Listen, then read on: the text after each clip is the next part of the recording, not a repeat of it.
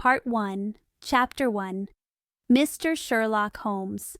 In 1878, I finished my studies at the University of London. I became a medical doctor. I went to Netley to train as an army surgeon. After my training, I was an assistant surgeon for the 5th Northumberland Fusiliers. The regiment was in India. I joined them there, but the Second Afghan War had just started. When I arrived in Bombay, I learned that my group had already moved into enemy land. I followed with other officers. I went to a city called Kandahar and found my group. I started my work right away. The war was good for many people. They got honors and promotions, but for me, it was bad. I was moved to another group, the Berkshires. We were in a terrible battle. I was shot in the shoulder. The bullet broke my bone. I would have been captured, but a brave man named Murray, a soldier who helped me, saved me. He put me on a horse and took me to the safe British area. I was in a lot of pain and very tired from the war. I was sent to a hospital in a city called Peshawar. I started to feel better. I could walk around and sit outside. Then I got a serious sickness. My life was in danger for many months. When I finally got better, I was very weak. Doctors said I had to go back to England right away. I went home on a ship. I arrived in England a month later. My health was ruined. The government gave me 9 months to get better. I had no family in England. I was free, but I had very little money. So I went to London. I stayed in a hotel. I was spending my money too quickly. I realized I needed to change my life. I decided to leave the hotel and find a cheaper place to live. On that very day, I was at a bar. A young man named Stamford touched my shoulder. I knew him from my old medical school. It was good to see a friendly face in London. We were not close friends before, but I was happy to see him. I invited him to have lunch with me, and we took a taxi. Stamford looked at me and said, "What have you been doing? You are so thin and brown from the sun." I told him my story. We arrived at the restaurant, and I was finished talking. "Poor man," he said. "What are you doing now?" I said, "I am looking for a place to live. I want to find a nice place that doesn't cost too much." Stamford said, "That is interesting. You are the second person who told me that today."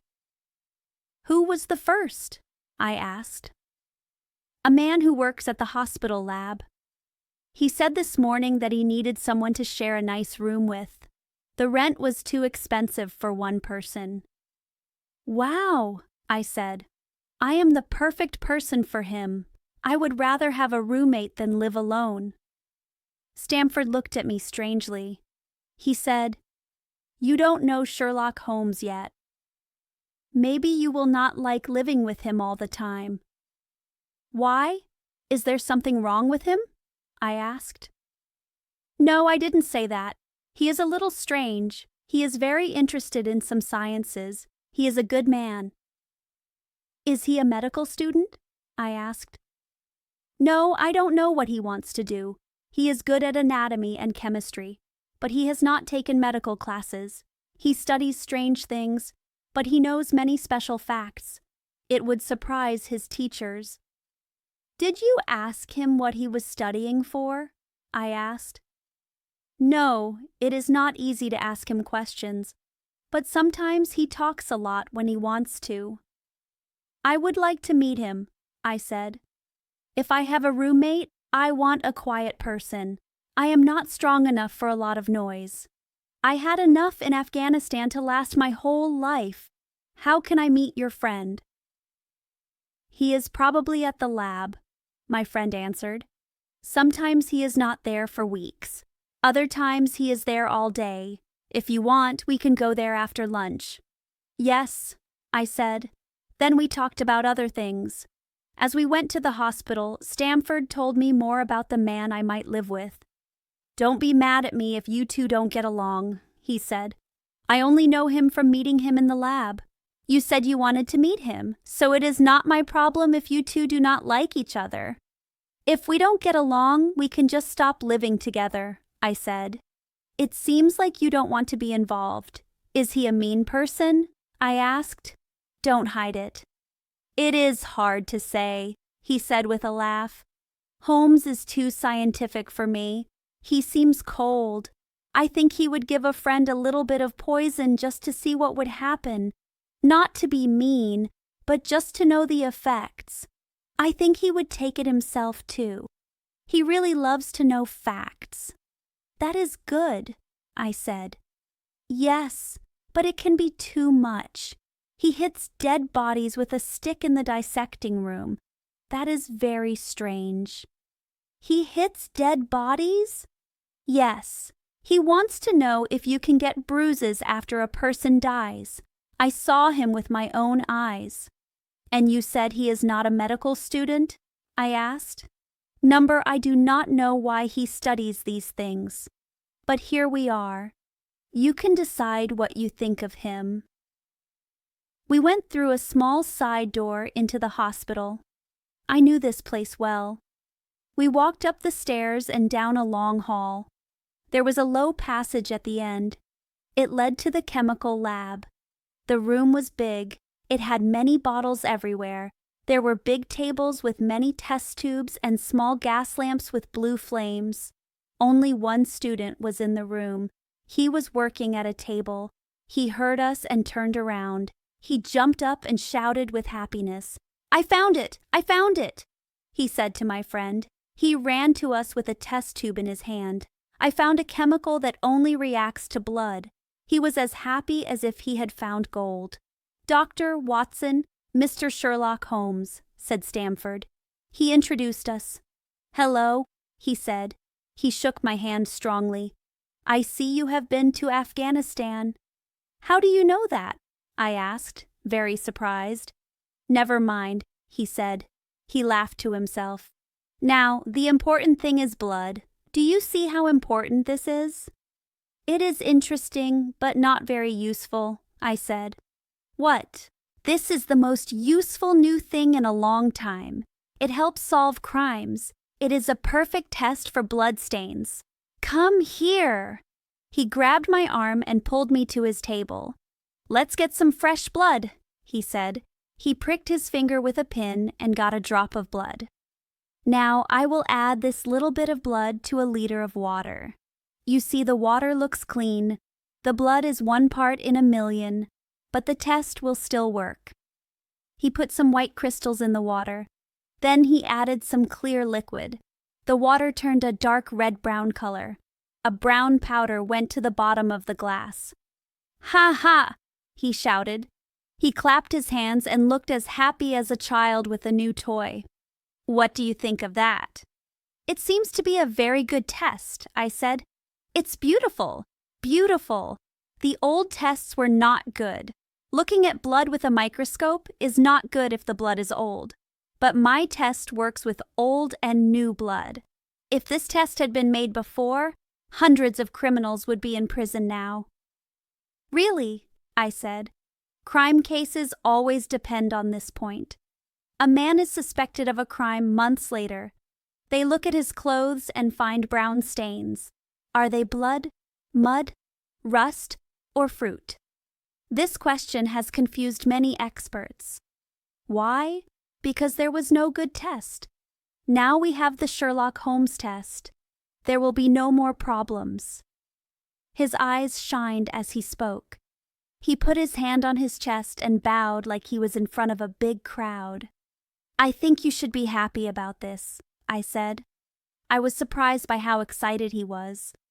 There was the case of von Bischoff in Germany last year. He would be in prison if this test existed. And Mason and Muller and Lefebvre and Sampson. I can name 20 cases where this test would have solved the crime. You are like a book of crimes, Stamford said with a laugh. You should start a newspaper. Call it The Police News of the Past. That would be very interesting to read, Sherlock Holmes said. He put a small bandage on his finger. I have to be careful, he said with a smile. I work with poisons a lot. He showed me his hands. They had many small bandages and were dirty from chemicals. "We came here for something important," Stamford said. He sat on a stool and pushed another one to me. "My friend here wants to find a room, and you needed a roommate? I thought I should bring you together." Sherlock Holmes was happy about the idea of living with me. "I found a place in Baker Street," he said. "It would be perfect for us. Do you mind the smell of strong tobacco?" "I smoke a pipe myself," I answered. "Good. I usually have chemicals and do experiments. Will that bother you?" "Not at all. Let's see. What are my other problems? Sometimes I feel sad and don't talk for days. You must not think I am angry. Just leave me alone and I will be fine soon. What about you? It is good for two people to know the worst things about each other before they live together." I laughed at his questions. "I have a dog," I said, "and I don't like loud noise because my nerves are bad. I wake up at strange hours and I am very lazy. I have other bad habits when I am healthy, but these are the main ones now." "Do you think playing the violin is a problem?" he asked. "It depends on the player," I said. "A good player is a pleasure to listen to. A bad one—" "Oh, that's fine then," he said with a laugh. "I think we can agree to live together, that is, if you like the rooms." "When can we see them?" I asked. "Meet me here tomorrow at noon and we can go together and decide everything," he said. "All right, at noon," I said. I shook his hand. We left him working. We walked toward my hotel. "By the way," I said, stopping and turning to Stamford, "how did he know I came from Afghanistan?" Stamford smiled a mysterious smile. "That is his little thing," he said. "Many people want to know how he knows things." "Oh, it is a mystery," I said. "This is very interesting. Thank you for introducing us. You know, we should study people." "You will study him then," Stamford said. "But he is a hard problem. I bet he will learn more about you than you will about him. Goodbye." "Goodbye," I said. I walked to my hotel, very interested in my new friend. Chapter 2. The Science of Deduction. The next day, we met as planned. We looked at the rooms at 221B Baker Street. They had 2 nice bedrooms and 1 large living room. The rooms were bright and cheerful. They had 2 big windows.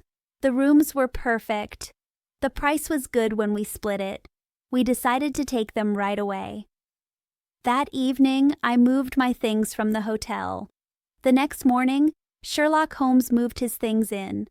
For a few days, we were busy unpacking. Then we started to get used to our new home. Holmes was an easy person to live with. He was quiet and kept a regular routine. He rarely stayed up late, and he was always gone before I got up in the morning. Sometimes he worked at the chemistry lab. Sometimes he worked with dead bodies. Sometimes he took long walks in the poorest parts of the city. He had a lot of energy when he was working, but sometimes for days he would lie on the sofa. He would not say a word or move a muscle. His eyes looked empty and dreamy. I would have thought he was using drugs, but he was always so clean and never drank alcohol, so I knew he didn't. As the weeks passed, I became more interested in him. I wanted to know what he did for work. He was very tall and skinny. He looked taller than he was. He had sharp, smart eyes, except when he was lying on the sofa.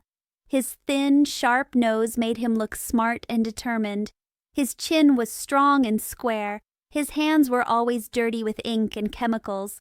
But he was very good at using small, delicate tools. I often saw him using them. I know it sounds like I was nosy, but my life was very boring. My health was not good, so I could not go out when the weather was bad. I had no friends to visit me. I was happy to have a small mystery to solve in my life. I spent a lot of time trying to learn about him. He was not studying to be a doctor. He had told me this himself. He also did not seem to be studying for a science degree or any other kind of a degree. But he was very interested in some subjects. He knew a lot of very detailed information about strange things. I was shocked by what he knew. I thought, no one would work so hard unless they had a goal. People who read a lot usually do not remember all the small facts. No one fills their mind with small facts unless they have a good reason. His lack of knowledge was as surprising as his knowledge. He knew almost nothing about modern books, politics, or philosophy. I mentioned a writer named Thomas Carlyle. He asked who that was and what he did. I was most surprised when I found out he did not know that the earth goes around the sun. I could not believe a person in the 19th century did not know this. "You look surprised," he said, smiling. "Now that I know it, I will try to forget it." "To forget it?" I asked. "Yes," he said. "A person's brain is like a small, empty room. You can choose what to put inside. A stupid person puts in everything. The useful knowledge gets pushed out, or it gets mixed up, so it is hard to find. A smart person is careful about what they put in their brain. They only put in the tools they need for their work. They have a lot of tools and they are organized. People think their brain can hold anything, but it can't. You get to a point where every new fact pushes an old fact out. It is important to not have useless facts in your brain." "But the solar system," I said. "What good is it to me?" he said impatiently. "You say we go around the sun. If we went around the moon, it would not change my work at all." I almost asked him what his work was, but his face told me he did not want me to ask. I thought about what he said. He said he only learns things that are useful for his work, so everything he knows must be useful to him. I listed the things he knew a lot about. I wrote them down with a pencil. I laughed when I was finished. It looked like this. Sherlock Holmes's knowledge. 1. Literature? None. 2. Philosophy? None. 3. Astronomy? None. 4. Politics? Not much. 5. Plants? Good at some things, knows about poisons, knows nothing about gardening. 6. Geology? Good but limited, can tell where dirt comes from just by looking at it. After a walk, he would show me dirt on his pants. He could tell me where in London he got the dirt from the color. 7. Chemistry? Knows a lot. 8. Anatomy? Knows a lot, but not in a proper way. 9. Crime stories? Knows everything. He seems to know every detail of every terrible crime from the last 100 years. 10. Plays the violin well. 11. He is an expert at fencing, boxing, and sword fighting. 12. He knows a lot about British law. I looked at my list and threw it into the fire. I felt like it was hopeless. I thought to myself, how can I find out what this man does for a living? What job would need all these things? I should just give up. I mentioned that he was a good violin player, but his playing was as strange as everything else he did. I knew he could play difficult songs because he played some for me when I asked. But when he was alone, he would just sit in his chair with his eyes closed. He would play on his violin that was resting on his knees. He would play random notes. The sounds were sometimes sad. Sometimes they were happy. They showed how he felt. I did not know if the music helped him think or if he was just bored. I might have gotten angry at his music, but he would often finish by playing my favorite songs. For the first week, no one came to visit us. I thought he had no friends, just like me. But soon, I found out that he knew many different people. One little man with a long, thin face came 3 or 4 times a week. His name was Mr. Lestrade. One morning, a young woman came. She wore fashionable clothes. She stayed for half an hour. That afternoon, an older man came. He looked like a Jewish man who sold things. He looked very excited. A short time later, an older woman followed him. Another time, an old man with white hair came, and another time, a train station worker in his uniform came.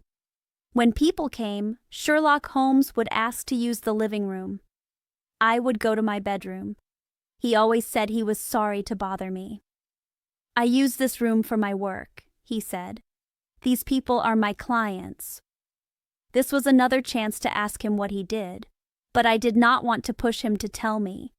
I thought he had a good reason for not telling me, but he soon brought up the topic himself. It was March 4th. I remember because I woke up earlier than usual. Sherlock Holmes had not finished his breakfast. Our landlady was used to me getting up late, so my breakfast was not ready. I was annoyed and rang the bell. I said I was ready to eat. I picked up a magazine to pass the time. Holmes was eating his toast. I saw a pencil mark on a story in the magazine and I started to read it. The story was called The Book of Life. It said a person could learn a lot about someone just by watching them. I thought it was a mix of clever and silly ideas. The writer said you could know a person's thoughts just by a small movement or a look in their eye. He said that a person who was good at observing could always tell if someone was lying. He said his ideas were always right. To a normal person, his ideas would seem magical. But it was just logic. The writer said, a person who is good at logic can see a drop of water and guess that there are oceans and waterfalls, even if he has never heard of them. So all of life is a long chain. If you see one link, you know what the whole chain looks like. It is an art you must practice. A person cannot be perfect at it in one lifetime. Before you look at hard problems, you should start with simple ones. When you meet a person, you should try to learn their life story and their job. This might seem silly, but it helps you get better at observing. It teaches you what to look for. You can tell a person's job from their fingernails, their coat sleeves, their shoes, their pant knees, their hands, their face, and their shirt cuffs. You can always tell if you look at all of these things together. "What a lot of nonsense," I said. I slammed the magazine on the table. I have never read such foolishness. "What is it?" Sherlock Holmes asked. "This story," I said. I pointed to it with my egg spoon. I was now eating my breakfast. "I see you read it because it has a mark on it. It is well written, but it bothers me. It is a theory from someone who never leaves his chair. It is not practical. I want to see him on a train. I would ask him to tell me the jobs of all the people on the train. I would bet a lot of money that he could not do it." "You would lose your money," Sherlock Holmes said calmly. "I wrote the story." "You?" "Yes, I am good at observation and logic. The ideas in that story seem crazy to you, but they are very useful. They are so useful that I use them to make a living." "How?" I asked. "Well, I have my own job. I think I am the only one in the world. I am a consulting detective. When the government police get stuck, they come to me. I help them find the right answer. They give me all the information. I use my knowledge of past crimes to help them. Crimes are very similar. If you know how 1,000 crimes worked, you can solve the next one. Lestrade is a well-known police detective. He was confused about a crime, so he came to me." "What about the other people?" I asked. "They are sent to me by private companies. They are all people who have problems and need help. I listen to their story, they listen to my ideas, and then I get paid." "Do you mean to say that you can solve a difficult problem without leaving your room? Other people have seen everything and can't solve it." "But you can?" "Yes. I have a natural ability. Sometimes a case is more difficult. Then I have to go out and look myself. I have a lot of special knowledge that helps me. Those rules of logic in the story you hated are very useful to me. I am very good at observing. You were surprised when I told you that you came from Afghanistan, but I knew. Someone told you? I said. No, he said. I knew you came from Afghanistan. My thoughts move so fast that I do not always realize every step, but they were there. I thought, this man looks like a doctor but acts like a soldier. He is a military doctor. His face is dark, but his wrists are not. He came from a hot place. He looks tired and sick. His left arm is hurt. He holds it in a strange way. Where would an English military doctor get sick and hurt his arm? Afghanistan, of course. This thought happened in 1 second. I told you that you came from Afghanistan and you were surprised. It seems simple when you explain it, I said, smiling. You remind me of a character named Dupin from a story. I thought people like that only existed in books. Sherlock Holmes got up and lit his pipe. I am sure you think you are giving me a compliment, he said. But Dupin was not very good in my opinion. He would listen to people's thoughts and then say something clever. It was all a trick to seem smart. He was good at logic, but he was not as amazing as the writer thought. Have you read the books by Gaboriau? I asked. Is Lecoq a good detective? Sherlock Holmes laughed in a nasty way. Lecoq was a clumsy idiot, he said angrily. His only good quality was his energy. That book made me sick. The problem was to identify a prisoner. I could have done it in 24 hours. Lecoq took 6 months. That book should be used to teach detectives what not to do. I was angry that he spoke so badly about 2 characters I admired. I walked to the window and looked out. This guy might be smart, I thought to myself, but he is very full of himself. There are no good crimes or criminals these days, he said in a sad voice. Why do I need to be so smart? I know I can be famous. No one in the world has studied crime like me. And what happens? There are no good crimes to solve. Or the crimes are so simple that even a normal police officer can solve them.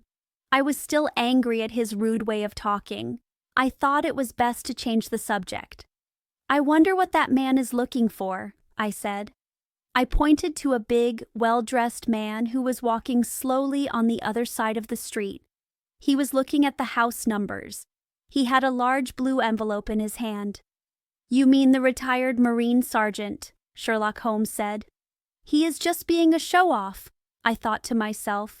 He knows I cannot prove him wrong. Just then, the man we were watching saw our house number. He ran across the street. We heard a loud knock and a deep voice. Then we heard heavy footsteps on the stairs. He came into the room. For Mr. Sherlock Holmes, he said. He gave the letter to my friend. This is my chance to prove him wrong, I thought. He did not think this would happen when he made that guess. May I ask you, my friend, I said in a nice voice, what is your job? I am a delivery man, sir, he said in a rough voice. My uniform is being cleaned. And you used to be? I asked, looking at Sherlock Holmes. A sergeant, sir, in the Royal Marines. No answer? Right, sir. He saluted us and left. Chapter 3. The Lauriston Gardens Mystery. I was surprised again. My respect for Holmes grew even more. I still thought he might have planned it all, but I did not know why he would do that. I looked at him. He had finished reading the note. His eyes looked empty again. He was thinking. How did you know that? I asked. Know what? He said impatiently. That he was a retired sergeant in the Marines. I do not have time for small things, he said. Then he smiled. Sorry for being rude. You interrupted my thoughts, but maybe it is good. So you really did not know that man was a sergeant in the Marines? No, I did not. It was easier to know than to explain. If you had to prove that 2 + 2 is 4, it would be hard. But you know it is true. Even from across the street, I could see a big blue anchor on the back of his hand. That means he was on the sea. He stood like a soldier. He had side whiskers that soldiers have. So, he was a Marine. He also acted important and like a leader. You must have seen how he held his head and his cane. He was a steady, respectable, middle-aged man. All of these things made me believe he was a sergeant. Amazing, I said. It is simple, Holmes said. But I could tell from his face that he was happy I was surprised. I said there were no criminals, he said. I was wrong. Look at this. He threw me the note the man had brought. Wow, I said. This is terrible. It seems a little unusual, he said calmly. Would you read it to me out loud? I read the letter. Dear Mr. Sherlock Holmes, something bad happened last night at 3 Lauriston Gardens near Brixton Road. A police officer saw a light there at 2 in the morning. The house was empty, so he thought something was wrong. He found the door open. In the front room, which has no furniture, he found a dead body of a man. The man was well dressed. He had cards in his pocket with the name Enoch J. Drebber, Cleveland, Ohio, USA. Nothing was stolen. There is no sign of how he died. There is blood on the floor, but he has no wound. We do not know how he got into the empty house. The whole thing is a puzzle. If you can come to the house before noon, you will find me there. I have not touched anything. If you cannot come, I will give you more information. I would be very happy to get your opinion. Sincerely, Tobias Gregson. Gregson is the best detective at Scotland Yard, my friend said. He and Lestrade are the best of a bad group. They are both smart and full of energy, but they always do things the same way. They are jealous of each other. They are like 2 beauty pageant winners. This case will be interesting if they are both on it. I was surprised by how calm he was. We have to go now, I said. Should I get a taxi? I am not sure if I will go. I am the most lazy person you will ever meet, but sometimes I am full of energy. But this is the chance you wanted. My dear friend, what does it matter to me? If I solve the whole thing, Gregson, Lestrade, and the others will get all the credit. That is what happens when you are not an official police officer. But he is asking you to help him. Yes, he knows I am better than him, and he admits it to me. But he would never tell anyone else. But we might as well go and look. I will work it out on my own. I can laugh at them if nothing else happens. Come on. He put on his coat and moved quickly. He was full of energy now. Get your hat, he said. You want me to come? Yes, if you have nothing better to do. A minute later, we were in a taxi, rushing to Brixton Road. It was a foggy, gray morning. My friend was in a good mood. He talked about violins. I was quiet. The gray weather and the sad reason we were going made me feel bad. You do not seem to be thinking about this case, I said. I interrupted his talk about music. There are no facts yet, he said. It is a big mistake to guess before you have all the information. It changes your judgment. You will have facts soon, I said. I pointed with my finger. This is Brixton Road, and that is the house. Yes, it is. Driver, stop. We were 100 yards away, but he insisted we get out. We walked the rest of the way. Number 3, Lauriston Gardens looked bad. It was one of 4 houses. 2 were lived in, and 2 were empty. The empty ones had sad, blank windows. Some had for rent signs on them.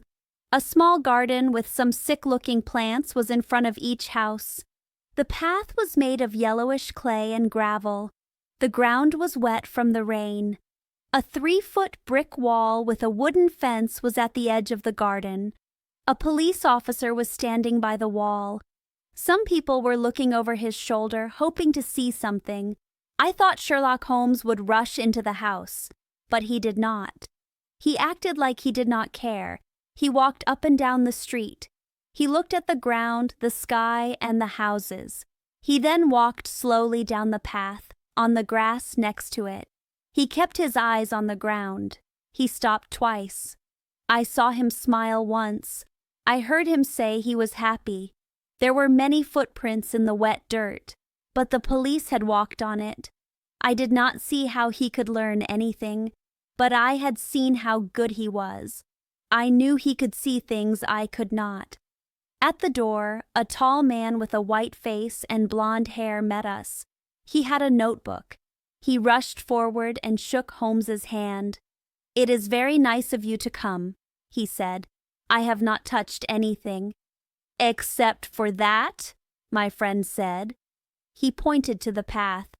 "If a herd of buffaloes had come through, it would not be a bigger mess. I am sure you had already learned what you needed to know before you let this happen." "I had so much to do inside the house," the detective said. "My colleague, Mr. Lestrade, is here. I trusted him to take care of this."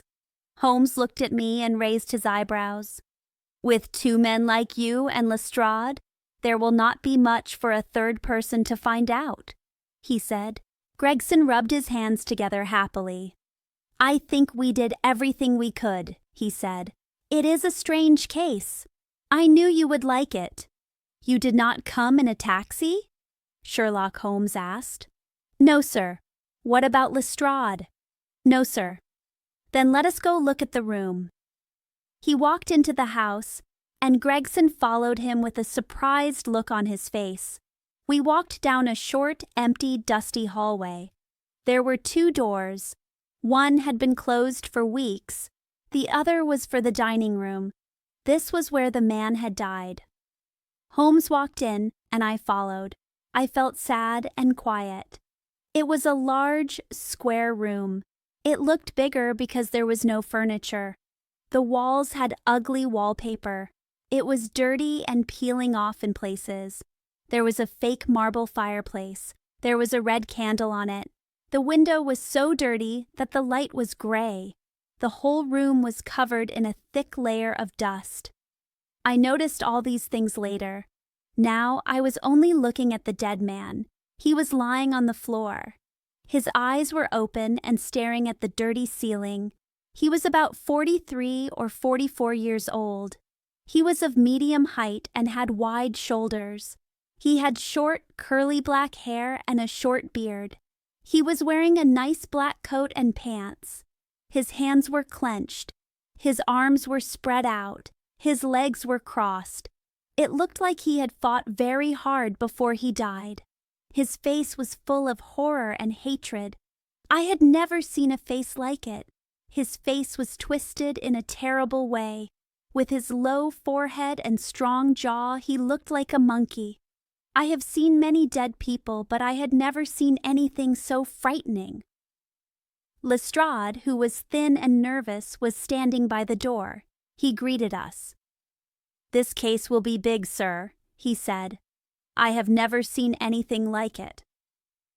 "Are there any clues?" Gregson asked. "None at all," Lestrade said. Sherlock Holmes went to the body. He knelt down and looked at it closely. "Are you sure there is no wound?" he asked. He pointed to the blood on the floor. "We are positive," both detectives said. "Then the blood must be from another person," Holmes said. "Probably the killer. This reminds me of the death of Van Jansen in 1834. Do you remember that case, Gregson?" "No, sir." "You should read about it. There is nothing new in the world. It has all happened before."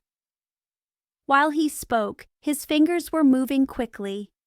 He felt, pressed, and examined the man. His eyes had a far-off look. He did his work so fast that you would not know how much detail he was looking at. He sniffed the dead man's lips and looked at the bottom of his shoes. "Has he been moved at all?" he asked. "Only what was necessary for our investigation." "You can take him away now," he said. "There is nothing more to learn here." Gregson had a stretcher and 4 men ready. They came in and lifted the body. As they lifted him, a ring fell and rolled across the floor. Lestrade picked it up. His eyes were full of surprise. "A woman was here," he said. "It is a woman's wedding ring." He held it in his hand. We all looked at it. It was a simple gold ring. It had been on a woman's finger. "This makes things more difficult," Gregson said. "They were already complicated." "Are you sure it does not make them simpler?" Holmes said. "There is nothing to learn by looking at it. What did you find in his pockets?" "We have everything here," Gregson said. He pointed to a pile of things on the stairs. A gold watch, a heavy gold chain, a gold ring, a gold pin, a card case with cards of Enoch J. Drebber. The initials on his clothes match. No wallet, but he had £7 in cash. A book with the name Joseph Stangerson inside. 2 letters, one for Drebber and one for Stangerson. "At what address?" "American Exchange, Strand." "They were waiting there to be picked up. They are from a shipping company. It looks like the man was going back to New York." "Have you looked for this Stangerson?" "Yes, sir," Gregson said. "I put ads in the newspapers. One of my men went to the American Exchange. He has not come back yet." "Have you sent a telegram to Cleveland?" "Yes, this morning." "What did you say?" "We just told them what happened. We asked for any information that would help." "Did you ask for specific information about anything important?" "I asked about Stangerson." "Nothing else?" "Is there nothing in this case that seems important? Will you send another telegram?" "I have said everything I have to say," Gregson said. He was offended. Sherlock Holmes laughed to himself. He was about to say something, but Lestrade came back into the room. He had been in the front room. He was rubbing his hands together. He looked proud.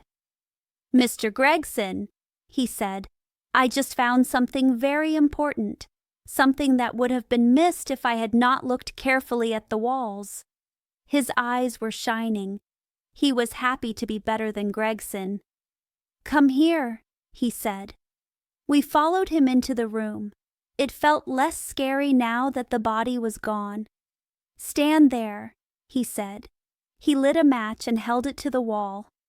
"Look at that," he said happily. The wallpaper had peeled off in one corner. There was a bare, yellow space. On the wall was a single word written in blood. Raish. "What do you think of that?" Lestrade asked. He was like a showman. This was in the darkest corner. No one thought to look there. The killer wrote it with his or her own blood. Look at the smear where it ran down the wall. This proves it was not a suicide. Why did they choose that corner? I will tell you. See the candle on the fireplace? It was lit. That corner would have been the brightest place in the room. "What does it mean now that you found it?" Gregson asked. "It means the writer was going to write the name Rachel, but was interrupted. Remember my words. When this case is solved, you will find a woman named Rachel was involved. It is okay for you to laugh, Mr. Sherlock Holmes. You might be very smart, but the old dog is the best in the end." "I am sorry," my friend said. He had been laughing. "You are right. You were the first to find this. And as you say, it looks like it was written by the person who was here last night. I have not had time to look at this room, but with your permission, I will do it now." He took out a tape measure and a magnifying glass from his pocket. He moved around the room quietly. He stopped, knelt, and even lay on the floor once. He was so focused. He seemed to have forgotten we were there. He talked to himself the whole time. He made little sounds of hope and happiness. As I watched him, he reminded me of a hunting dog. It moves back and forth, whining, until it finds the trail.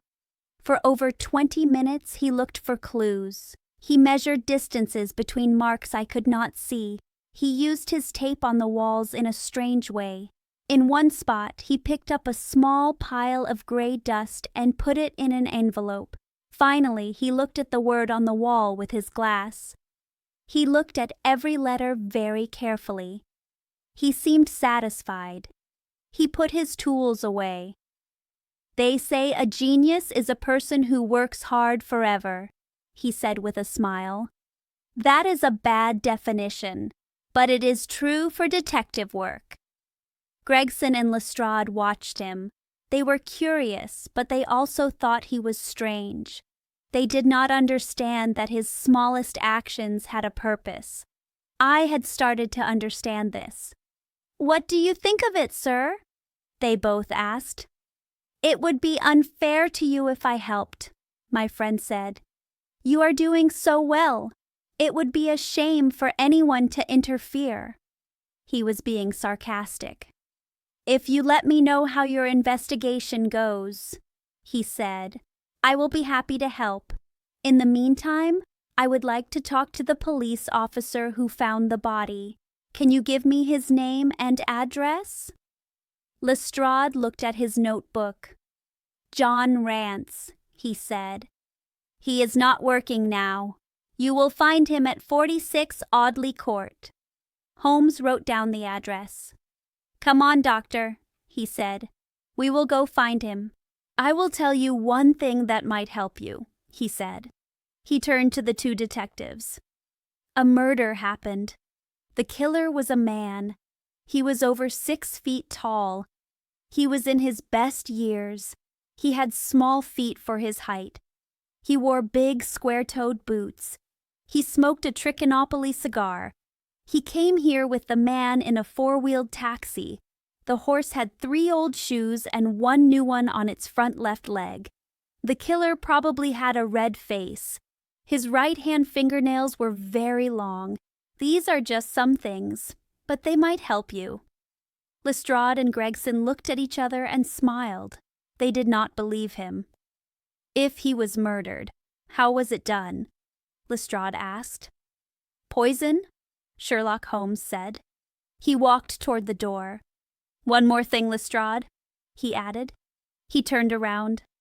"Rach is the German word for revenge, so do not look for a Miss Rachel."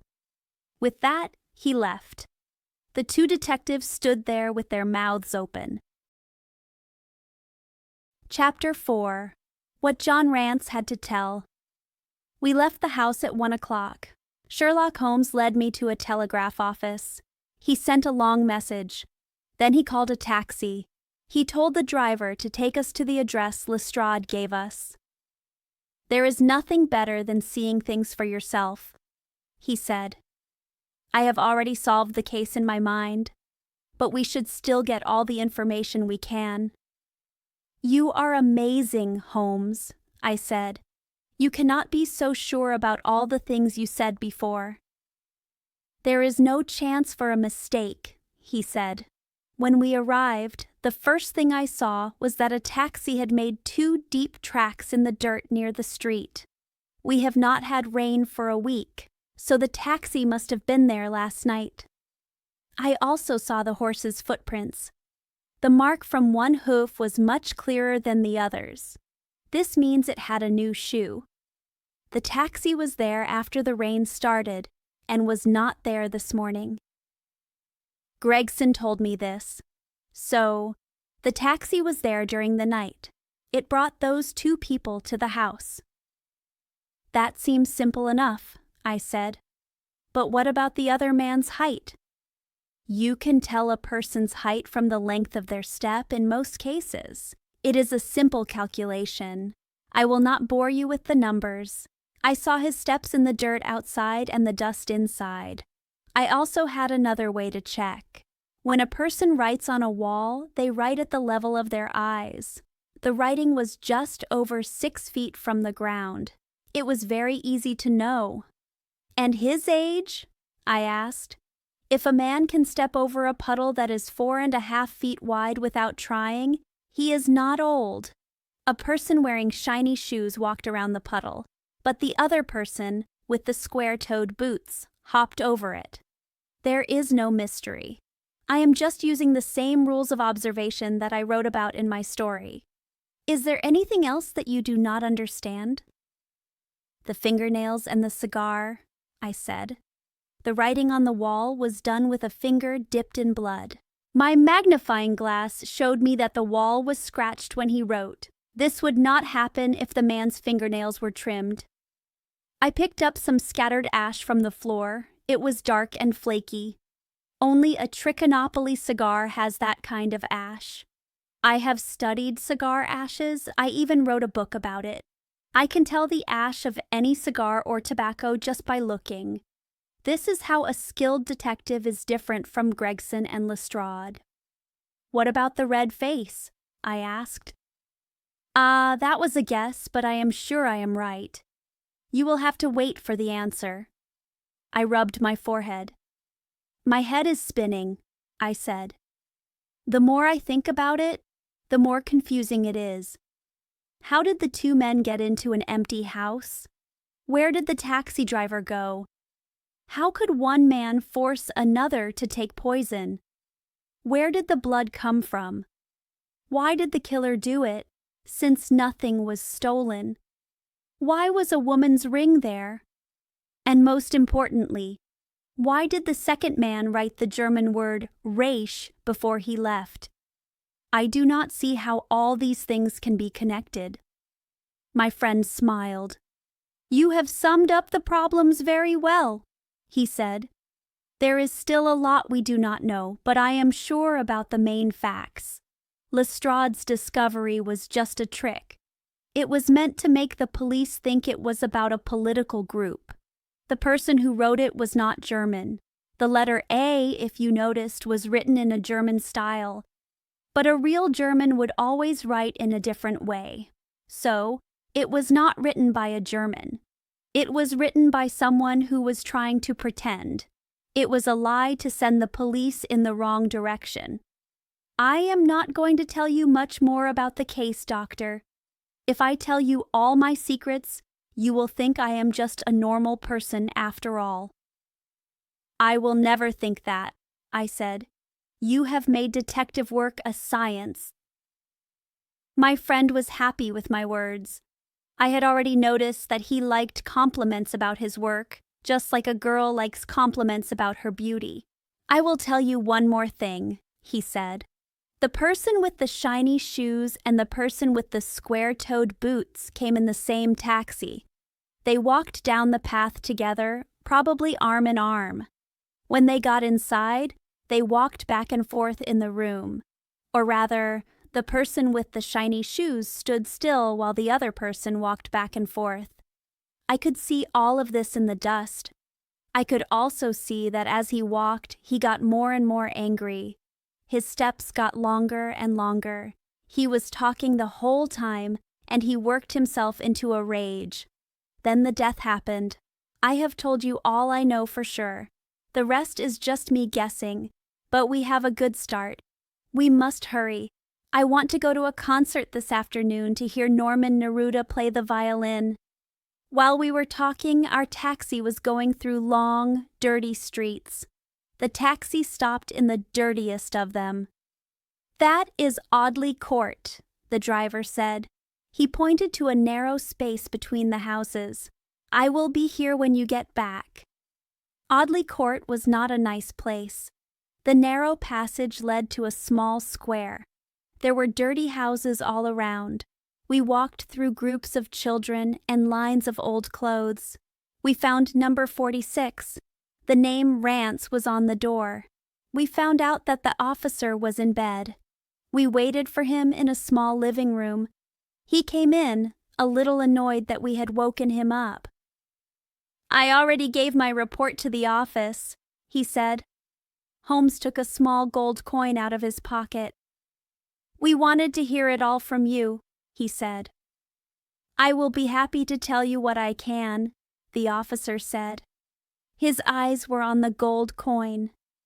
"Just tell us what happened in your own words."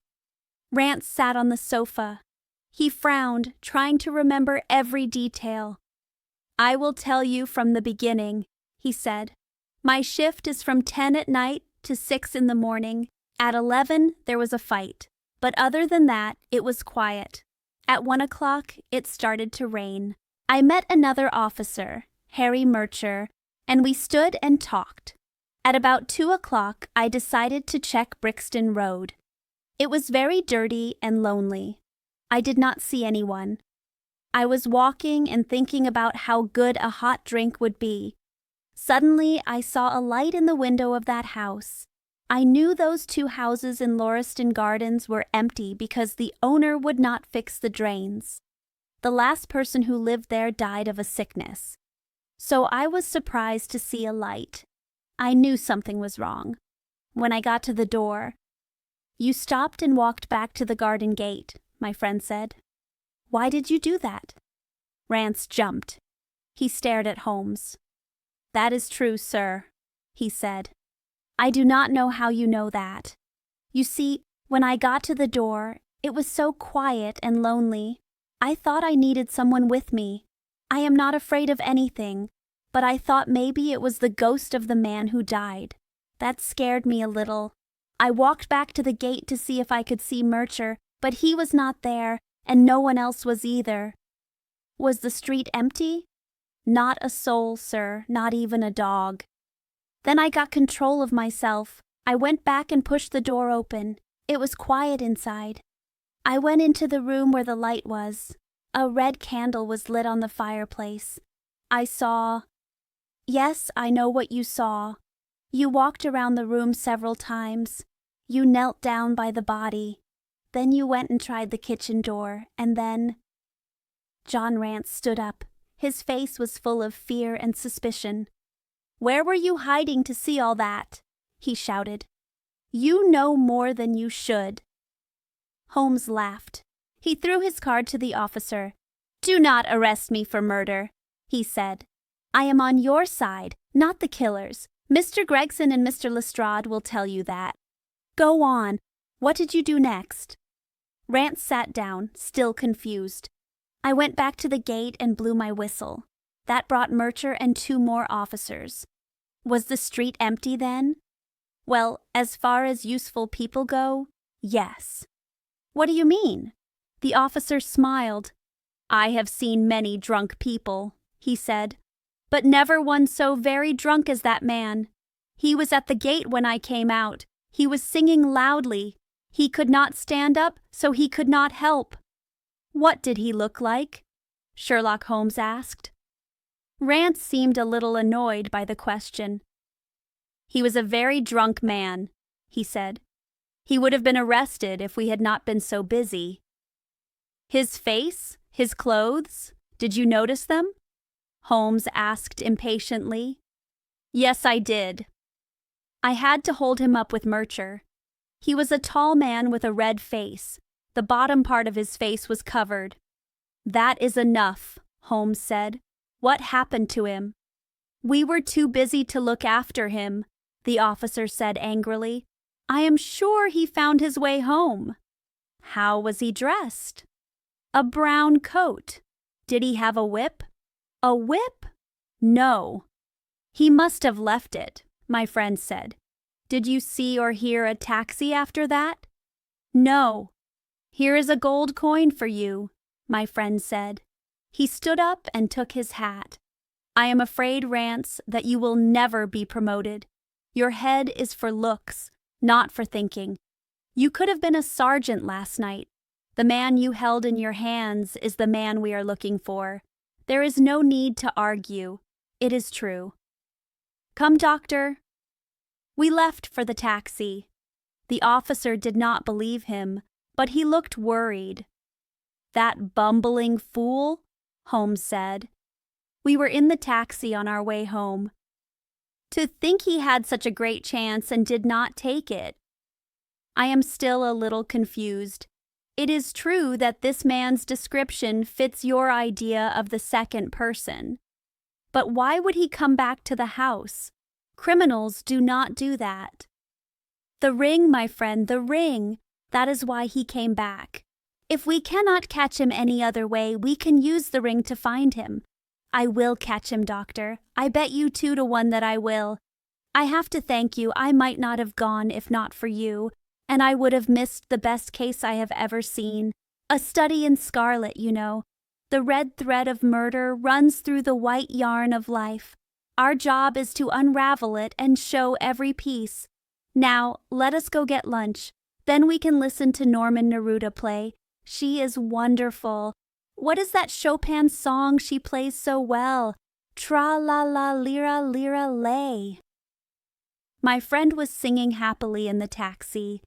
I thought about how strange and complex the human mind is. Chapter 5. Our advertisement brings a visitor. The long morning had been too much for me. My health was not good. I was very tired in the afternoon. After Holmes left for his concert, I lay down on the sofa to get some sleep. But it did not work.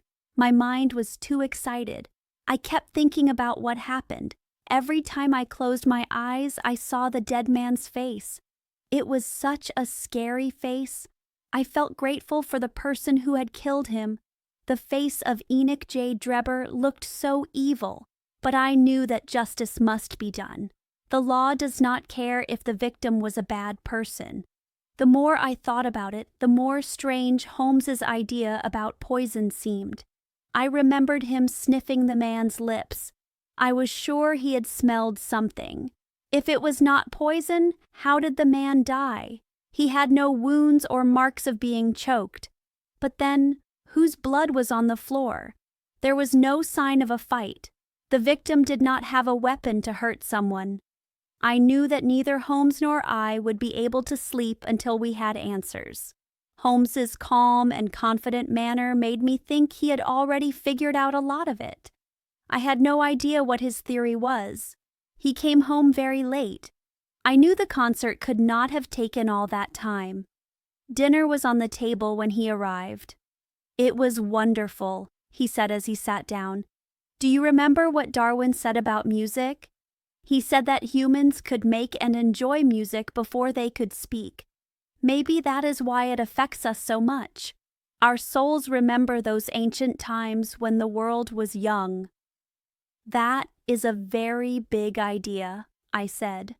"Our ideas must be as big as nature to understand nature," he said. "What is wrong? You do not look well. The Brixton Road case has upset you." "To be honest, it has," I said. "I should be tougher after my time in the army. I saw my own friends get killed without getting upset." "I understand," he said. "This case is a mystery, and it makes you use your imagination.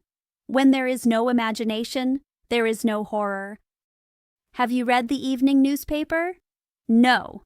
It has a good story about the case, but it does not say that a woman's wedding ring fell out when the body was lifted. It is better that it does not." "Why?" "Look at this advertisement," he said. "I had one sent to every newspaper this morning." He threw the paper to me. I looked at the found section. "In Brixton Road this morning," it read, "a plain gold wedding ring found in the road between the White Hart and Holland Grove. Please contact Dr. Watson, 221B Baker Street, between 8 and 9 this evening. Sorry for using your name," he said. "If I used my own, some of the stupid police would know it. They would want to get involved." "That is okay," I said. "But what if someone comes? I do not have a ring?" "Yes, you do," he said. He gave me a ring. "This will work. It is almost exactly the same." And who do you think will answer this ad? The man in the brown coat, our red-faced friend with the square-toed boots. If he does not come himself, he will send someone else. But would he not think it is too dangerous? Not at all. If my idea is correct, and I believe it is, this man would risk anything to get the ring back. I think he dropped it when he was bending over the body. He did not notice at the time. After he left the house, he realized it was gone. He went back, but the police were there because he was a fool and left the candle burning. He pretended to be drunk so the police would not suspect him. Now, think like him. He would think he might have lost the ring in the road after he left the house. What would he do? He would look at the newspapers to see if it was found. He would see this ad. He would be very happy. Why would he think it is a trap? He would not see any reason why finding the ring would be connected to the murder. He will come. You will see him within an hour. And then? I asked. You can leave that to me. Do you have a weapon? I have my old army pistol and some bullets. You should clean it and load it. He is a dangerous man. I will surprise him, but it is good to be ready for anything. I went to my room. When I came back with the pistol, the table was cleared. Holmes was playing his violin. The story is getting more interesting, he said. I just got an answer to my message from America. My idea is right. And what is that? I asked eagerly. My violin needs new strings, he said. Put your pistol in your pocket. When he comes, speak to him normally. Leave the rest to me. Do not scare him by staring. It is 8 o'clock, I said, looking at my watch. Yes, he will probably be here in a few minutes. Open the door a little. That is good. Now put the key on the inside. Thank you. I bought this old book yesterday. It is in Latin and was published in 1642. The King of England's head was still on his shoulders when this book was made. Who printed it? Philippe de Croix. I wonder who he was. On the first page it says, "From the books of William White." I wonder who he was. Maybe a lawyer from the 1600s. His writing looks like a lawyer's writing. I think our man is here. As he spoke, the doorbell rang loudly. Holmes stood up and moved his chair to the door. We heard the maid walk to the door and open it. Does Dr. Watson live here? A clear but rough voice asked. We could not hear the maid's answer. The door closed, and someone started to walk up the stairs. The footsteps were slow and shuffling. A look of surprise came over Holmes's face. The steps came slowly down the hall. There was a light knock on the door. Come in, I said. A very old woman walked in. She was not the violent man we expected. The bright light seemed to hurt her eyes. She bowed to us. She was blinking and fumbling in her pocket with shaky fingers. I looked at Holmes. He looked so sad and disappointed. I tried not to laugh. The old woman took out a newspaper and pointed at the ad. This is why I am here, she said. She bowed again. A gold wedding ring in Brixton Road. It belongs to my girl Sally. She was married a year ago. Her husband is a ship steward. I do not know what he will say if he comes home and she does not have her ring. He is often angry, especially when he drinks. If you please, she went to the circus last night with... Is that her ring? I asked. Thank God, the old woman said. Sally will be happy tonight. That is the ring. And what is your address? I asked. I picked up a pencil. 13 Duncan Street, Houndsditch. It is a long way from here. Brixton Road is not between any circus and Houndsditch, Sherlock Holmes said sharply. The old woman turned and looked at him. The gentleman asked for my address, she said. Sally lives at 3 Mayfield Place, Peckham. And what is your name? My name is Sawyer. Her name is Dennis. Tom Dennis married her. He is a good man at sea, but when he is on land, he is with women and liquor shops. Here is your ring, Mrs. Sawyer, I said. Holmes made a sign for me to give it to her. It is your daughter's ring. I am happy to give it back. The old woman mumbled thank you and put the ring in her pocket. She shuffled down the stairs. Holmes jumped up and ran into his room. He came back a few seconds later wearing a coat and a scarf. "I will follow her," he said quickly. "She must be working with him. She will lead me to him. Wait for me." The front door closed behind her just as Holmes went down the stairs. I looked out the window. I saw her walking slowly. Holmes followed her from a distance. Either his whole idea is wrong, I thought, or he is about to find the answer. I knew I could not sleep until he came back. He left at 9 o'clock. I did not know how long he would be gone. I sat and smoked my pipe. I read a book. 10 o'clock passed and I heard the maid go to bed. 11 o'clock and I heard the landlady go to bed. It was almost midnight when I heard his key in the door. I saw his face the moment he came in. He had not succeeded. He looked both amused and angry. Then he laughed. "I would not want the police to know this," he said. He sat in his chair. "I have made fun of them so much. They would never let me hear the end of it. I can laugh because I know I will win in the end." "What happened?" I asked. "Oh, I do not mind telling a story about myself." She walked a little way, and then she started to limp. She was acting like her feet hurt. She stopped and called a taxi. I was close enough to hear her address. She shouted it out loud. "Drive to 13 Duncan Street, Houndsditch," she cried. I thought, this seems real. I followed the taxi. Every detective should know how to do that. We got to the street. I jumped off the taxi before it stopped.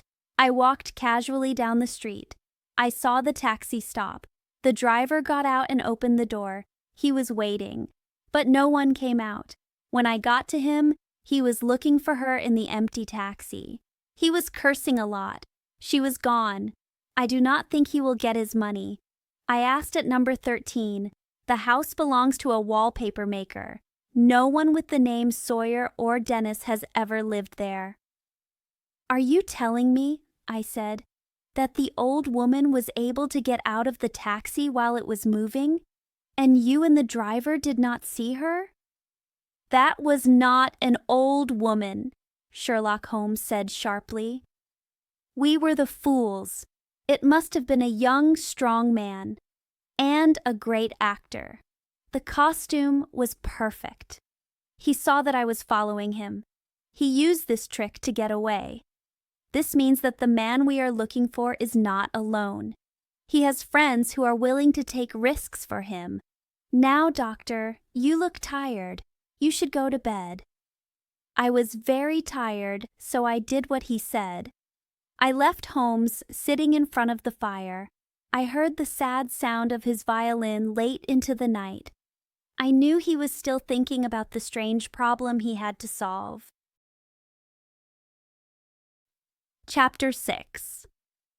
Tobias Gregson shows what he can do. The next day, the newspapers were full of the Brixton mystery. They all wrote about it. Some of them had extra articles, too. The newspapers had some information I did not know. I still have many papers about the case.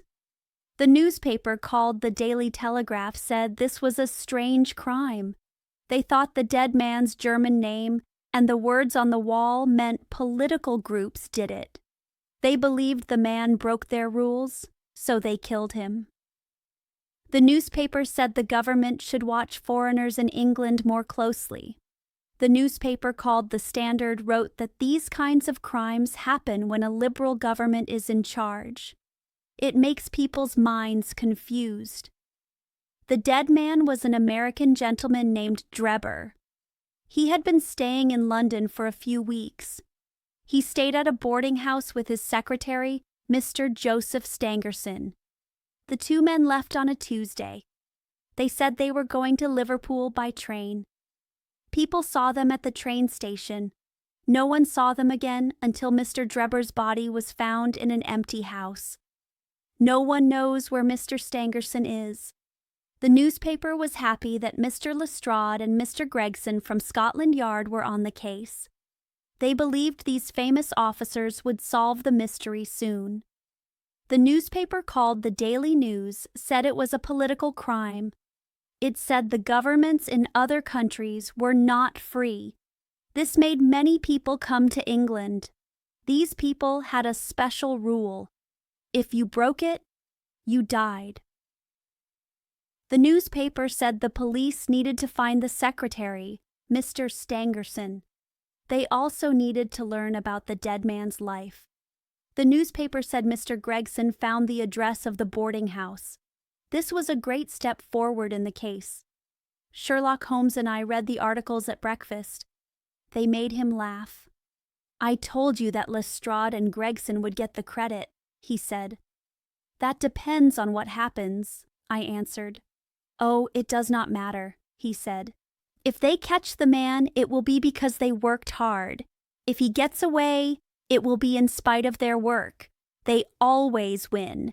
An idiot always finds a bigger idiot who likes him." "What is this?" I asked. I heard many steps and voices in the hall and on the stairs. Our landlady sounded angry. "It is the Baker Street Detective Police," Holmes said. 6 dirty boys ran into the room. "Attention," Holmes said loudly. The boys stood in a line.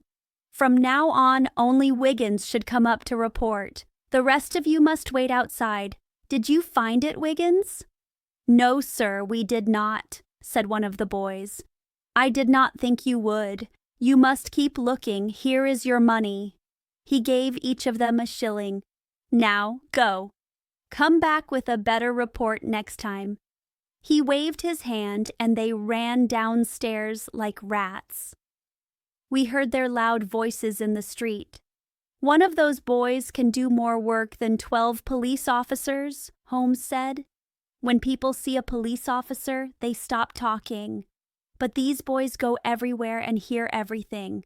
They are very smart, too. They only need to be organized." "Are you using them for the Brixton case?" I asked. "Yes. There is one thing I want to know. It will take some time. Oh, look, we are going to get some news now. Here comes Gregson. He looks very happy. He is coming to our door. Yes, he is stopping. There he is." The doorbell rang loudly. A few seconds later, the detective with blonde hair came up the stairs. He came into our room. "My dear friend," he cried. He shook Holmes's hand, but Holmes did not shake back. "Congratulate me. I have made everything clear." I thought Holmes looked a little worried. "Do you mean you are on the right path?" he asked. "The right path?" "We have the man in jail." "And his name is?" "Arthur Charpentier. He is an officer in the Navy," Gregson said. He rubbed his hands and puffed out his chest. Holmes looked happy and smiled. "Sit down and have a cigar," he said. "We want to know how you did it. Would you like some whiskey and water?" "Yes, thank you," the detective said. "The hard work I have done has made me tired. Not my body, but my mind. You understand, Mr. Sherlock Holmes? We both use our brains." "You are too kind," Holmes said. "Tell us how you got this wonderful result." The detective sat in a chair and smoked his cigar. Then he slapped his leg and laughed. "The funny thing is," he said, "that fool Lestrade thinks he is so smart. But he is looking for the wrong man. He is after the secretary, Stangerson. Stangerson had nothing to do with the crime. I am sure Lestrade has caught him by now." Gregson laughed until he could not breathe. "And how did you get your clue?" I asked. "Oh, I will tell you everything. Of course, Dr. Watson, this is a secret between us. The first problem was finding out about this American man. Some people would have waited for answers to their advertisements. That is not how Tobias Gregson works. Do you remember the hat next to the dead man?" "Yes," Holmes said. "It was from John Underwood and Sons, 129 Camberwell Road." Gregson looked sad. "I did not know you saw that," he said. Have you been there? No. Ha! Gregson said, looking happy again. You should never forget a chance, even a small one. For a great mind, nothing is small, Holmes said. Well, I went to Underwood. I asked him if he had sold a hat like that. He looked in his books and found it. He had sent the hat to a Mr. Drebber. He lived at Charpentier's boarding establishment in Torquay Terrace. That is how I got his address. Smart, very smart, Holmes said quietly. Next, I went to see Madame Charpentier, the detective continued. She was very pale and worried. Her daughter was in the room too. She is a very pretty girl. Her eyes were red and her lips shook when I spoke to her. I noticed that. I began to think something was wrong. You know that feeling, Mr. Sherlock Holmes, when you find the right path. It is a thrill. Have you heard about the strange death of your boarder, Mr. Enoch J. Drebber? I asked. The mother nodded. She could not speak. The daughter started crying. I knew more than ever that they knew something. What time did Mr. Drebber leave your house for the train? I asked. At 8 o'clock, she said. She was trying not to be upset. His secretary, Mr. Stangerson, said there were 2 trains, one at 9:15 and one at 11. He was going to take the first one. And was that the last time you saw him? The woman's face changed. It was very pale. It took her a few seconds to say the word yes. When she did, her voice was low and strange. It was silent for a moment. Then the daughter spoke in a clear voice. Lying is not good, Mother, she said. Let us be honest with this gentleman. We did see Mr. Drebber again. God forgive you, Madame Charpentier cried. She threw her hands up and fell back in her chair. You have killed your brother. Arthur would want us to tell the truth, the girl said. You should tell me everything now, I said. Telling only some of the story is worse than telling none. Also, you do not know how much we already know. This is your fault, Alice, her mother cried. Then she turned to me. I will tell you everything, sir. My son is completely innocent. I am only worried that you and others will think he did something wrong. But that is impossible. His good character and his job would stop him from doing such a thing. The best thing to do is tell the whole story, I said. If your son is innocent, he will be fine. Maybe, Alice, you should leave us alone, she said. Her daughter left the room. Now, sir, she continued, I did not want to tell you this, but since my poor daughter has, I have no choice. Since I have decided to speak, I will tell you everything without leaving anything out. That is the best thing to do, I said. Mr. Drebber stayed with us for almost 3 weeks. He and his secretary, Mr. Stangerson, had been traveling. I saw a Copenhagen sticker on their bags. That showed it was their last stop. Mr. Stangerson was a quiet man, but his boss, I am sad to say, was not. He was rude and a little crazy. The night he arrived, he drank too much. After noon, he was almost never sober. His behavior to the maids was rude. Worst of all, he was the same way with my daughter, Alice. He said things to her that she was too innocent to understand. One time, he even grabbed her and held her. His own secretary told him his behavior was not good. But why did you allow this? I asked. I thought you could ask your boarders to leave whenever you wanted. Mrs. Charpentier blushed. I wish I had told him to leave the first day he came, she said. But it was a hard decision. They were paying a lot of money. I am a widow, and my son in the Navy costs me a lot. I did not want to lose the money. I tried to do my best, but the last time was too much. I told him to leave. That is why he was going. And then? I asked. I felt so much better when I saw him leave. My son is home on leave right now. I did not tell him what happened. He is very hot-headed, and he loves his sister very much. When I closed the door, I felt like a weight was lifted from my mind. But in less than an hour, the doorbell rang. I learned that Mr. Drebber had come back. He was very angry and had been drinking. He pushed his way into the room where my daughter and I were sitting. He said he had missed his train. Then he turned to Alice. Right in front of me, he asked her to run away with him. "You are old enough," he said, "and there is no law to stop you. I have a lot of money. Do not worry about the old woman. Come with me now. You will live like a princess." Poor Alice was so scared that she backed away from him, but he grabbed her arm and tried to pull her to the door. I screamed. At that moment, my son Arthur came into the room. I do not know what happened next. I heard yelling and fighting. I was too scared to look up. When I did, I saw Arthur standing in the doorway laughing. He had a stick in his hand. "I do not think that man will bother us again," he said. "I am going to go after him and see what he does." With those words, he took his hat and left.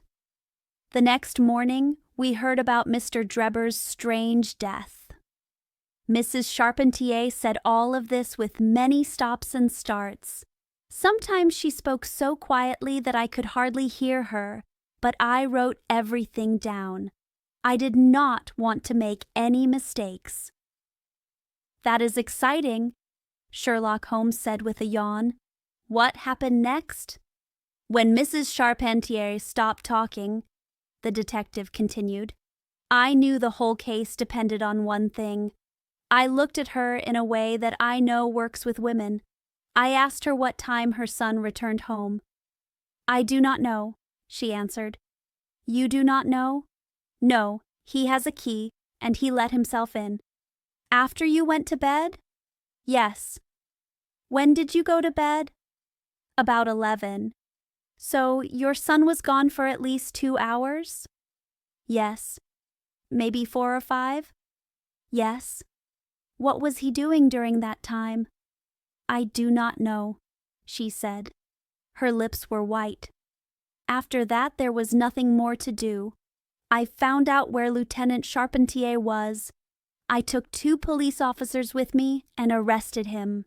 When I touched his shoulder and told him to come with us, he was not scared at all. 'I guess you are arresting me for being part of that bad man Drebber's death,' he said. We had not said anything about it, so his saying that was very suspicious." "Very," Holmes said. "He still had the heavy stick his mother said he had when he followed Drebber. It was a thick oak stick." "What is your idea about what happened?" Holmes asked. "Well, my idea is that he followed Drebber to Brixton Road. When they were there, they fought again. Drebber was hit with the stick in his stomach. Maybe that killed him without leaving a mark. It was raining, so no one was there. So Charpentier dragged the body into the empty house. As for the candle, the blood, the writing on the wall, and the ring, they may all be tricks to confuse the police." "Good job," Holmes said. "Really, Gregson, you are making progress. We will make something of you yet." "I think I have done a very good job," the detective said proudly. The young man said that after following Drebber for some time, Drebber saw him. He took a taxi to get away. On his way home, he met an old friend from the Navy. They went for a long walk. When I asked him where his friend lived, he could not give a good answer. I think the whole case fits together very well. I find it funny to think about Lestrade. He has gone after the wrong man. I am afraid he will not do well. Wait, by Jove, here he is. It was Lestrade. He had come up the stairs while we were talking and entered the room. He did not look as confident as he usually did. His face was worried and his clothes were a mess. He had come to talk with Sherlock Holmes. When he saw his friend, he looked embarrassed. He stood in the middle of the room, playing with his hat. He did not know what to do. "This is a very strange case," he said at last. "A very confusing situation." "Oh, you think so, Mr. Lestrade?" Gregson asked happily. "I thought you would. Did you find the secretary, Mr. Joseph Stangerson?" "The secretary, Mr. Joseph Stangerson," Lestrade said sadly, "was killed at Halliday's private hotel around 6 o'clock this morning." Chapter 7. Light in the Darkness. Lestrade's news was so important that we were all shocked. Gregson jumped out of his chair and spilled his drink. I stared at Sherlock Holmes. His lips were tight and his eyebrows were low over his eyes. "Stangerson, too," he said quietly. "The story is getting more complex." "It was already complex enough," Lestrade said. He took a chair. "I feel like I have come into a meeting about a war." Are you sure about this?" Gregson asked. "I just came from his room," Lestrade said. "I was the first person to find him." "We have been hearing Gregson's idea of what happened," Holmes said. "Would you tell us what you have seen and done?" "I have no problem with that," Lestrade said.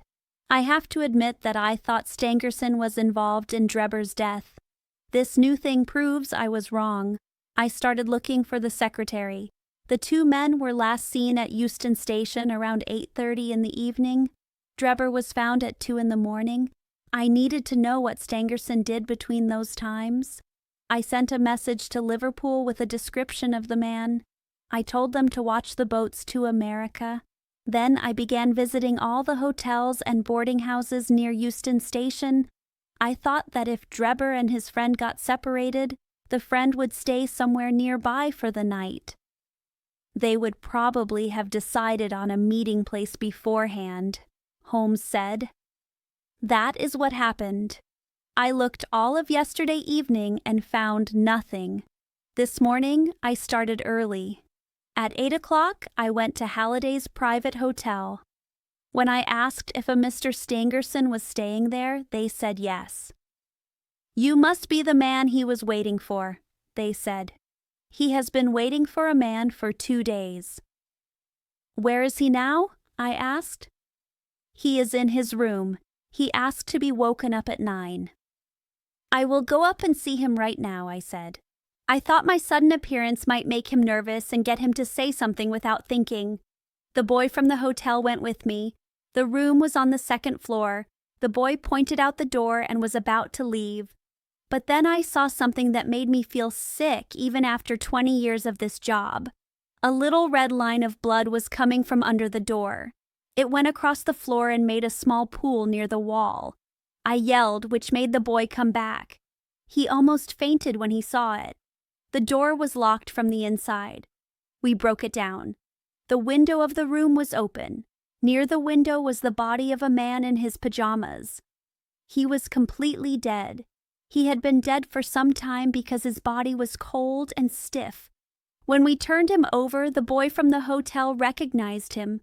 It was the same man who had rented the room under the name of Joseph Stangerson. He had been killed by a deep cut in his left side. It must have gone into his heart. And now, for the strangest part of all. What do you think was above the dead man? I felt a chill of fear, even before Sherlock Holmes answered. The word Raish, written in blood, he said. That's it, Lestrade said quietly. We were all silent for a moment. The things the killer did were so strange that the crimes seemed even more terrible. My nerves, which were calm in a war, felt a bit strange just thinking about it. The killer was seen, Lestrade continued. A boy who delivers milk was walking behind the hotel. He saw a ladder that was usually on the ground. It was now leaning against an open window on the 2nd floor. He looked back and saw a man coming down the ladder. The man came down so calmly that the boy thought he was a carpenter working at the hotel. He did not really pay attention to him, but he thought it was early for someone to be working. The boy thinks the man was tall, had a reddish face, and wore a long brown coat. The man must have stayed in the room for a while after the murder. We found bloody water in the sink where he had washed his hands. There were also marks on the sheets where he had cleaned his knife. I looked at Holmes when I heard the description of the killer. It was exactly what he had guessed, but there was no sign of happiness on his face. "Did you find anything in the room that could help find the killer?" he asked. "Nothing. Stangerson had Drebber's wallet in his pocket, but that was normal because he did all the paying. There was a lot of money in it. But nothing was taken. The killer's reason for these crimes is not money. There were no papers in the dead man's pockets, except for one telegram from about a month ago. It was from Cleveland.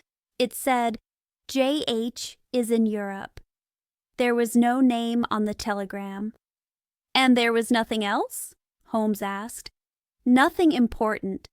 The man's book was on the bed, his pipe was on a chair, there was a glass of water on the table, and on the windowsill there was a small box with 2 pills inside." Sherlock Holmes jumped from his chair. "The final piece," he said happily. "My case is complete." The 2 detectives looked at him in surprise. "Now I have all the answers," my friend said. "There are a few small things to figure out, but I am sure of all the main facts. I know what happened from the time Drebber left Stangerson at the station until Stangerson's body was found. It is as if I saw it with my own eyes. I will show you that I know. Could you get those pills?" "I have them," Lestrade said. He showed a small white box. "I took them, the wallet, and the telegram. I was going to put them in a safe place at the police station. It was just by chance that I took the pills. I did not think they were important." "Give them here," Holmes said. "Now, doctor," he said to me, "are these normal pills?" They were not. They were a grayish color, small, round, and see-through. "They are so light and clear. I think they can dissolve in water," I said. "Exactly," Holmes said. "Now, would you please go downstairs and get that poor dog? The landlady wanted you to put it out of its misery yesterday." I went downstairs and carried the dog up in my arms. It was breathing hard and its eyes looked bad. I knew it was close to dying. I put it on a pillow on the floor. "I will now cut one of these pills in half," Holmes said. He took his knife and did it. "One half goes back in the box. The other half I will put in this glass with a little water. You see that our friend the doctor was right. It dissolves easily." "This may be very interesting," Lestrade said. He sounded angry, like he thought he was being made fun of. "But I do not see what it has to do with the death of Mr. Joseph Stangerson. Be patient, my friend, be patient. You will find that it has everything to do with it. Now I will add some milk to make the mix taste better. We will give it to the dog. He will drink it easily." He put the liquid into a dish and gave it to the dog. The dog quickly drank it all. We were all watching the animal carefully, expecting something to happen. But nothing did. The dog still lay on the pillow, breathing hard. It was not better or worse. Holmes looked at his watch. As the minutes passed with no result, he looked very disappointed. He bit his lip and drummed his fingers on the table. He was very impatient. I felt sorry for him. The 2 detectives smiled, happy to see that he was wrong. "It cannot be a coincidence," he cried.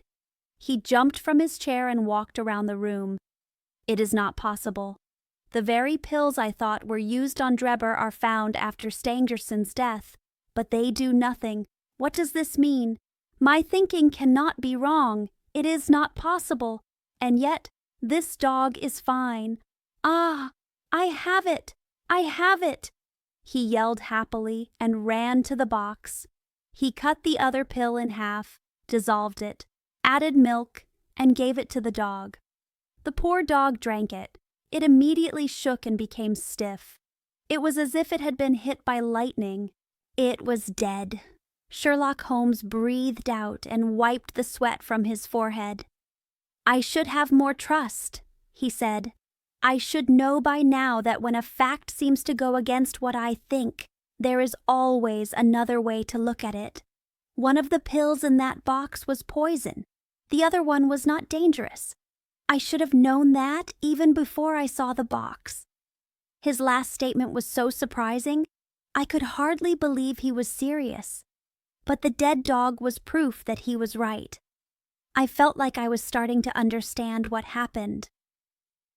All this seems strange to you, Holmes continued, because you did not understand the one important clue from the beginning. I was lucky to see it. Everything that has happened since has made me more sure of my first idea. The things that confused you have helped me and made my conclusions stronger. Do not confuse strangeness with a mystery. The most common crime is often the most mysterious. That is because it has no new or special things to learn from.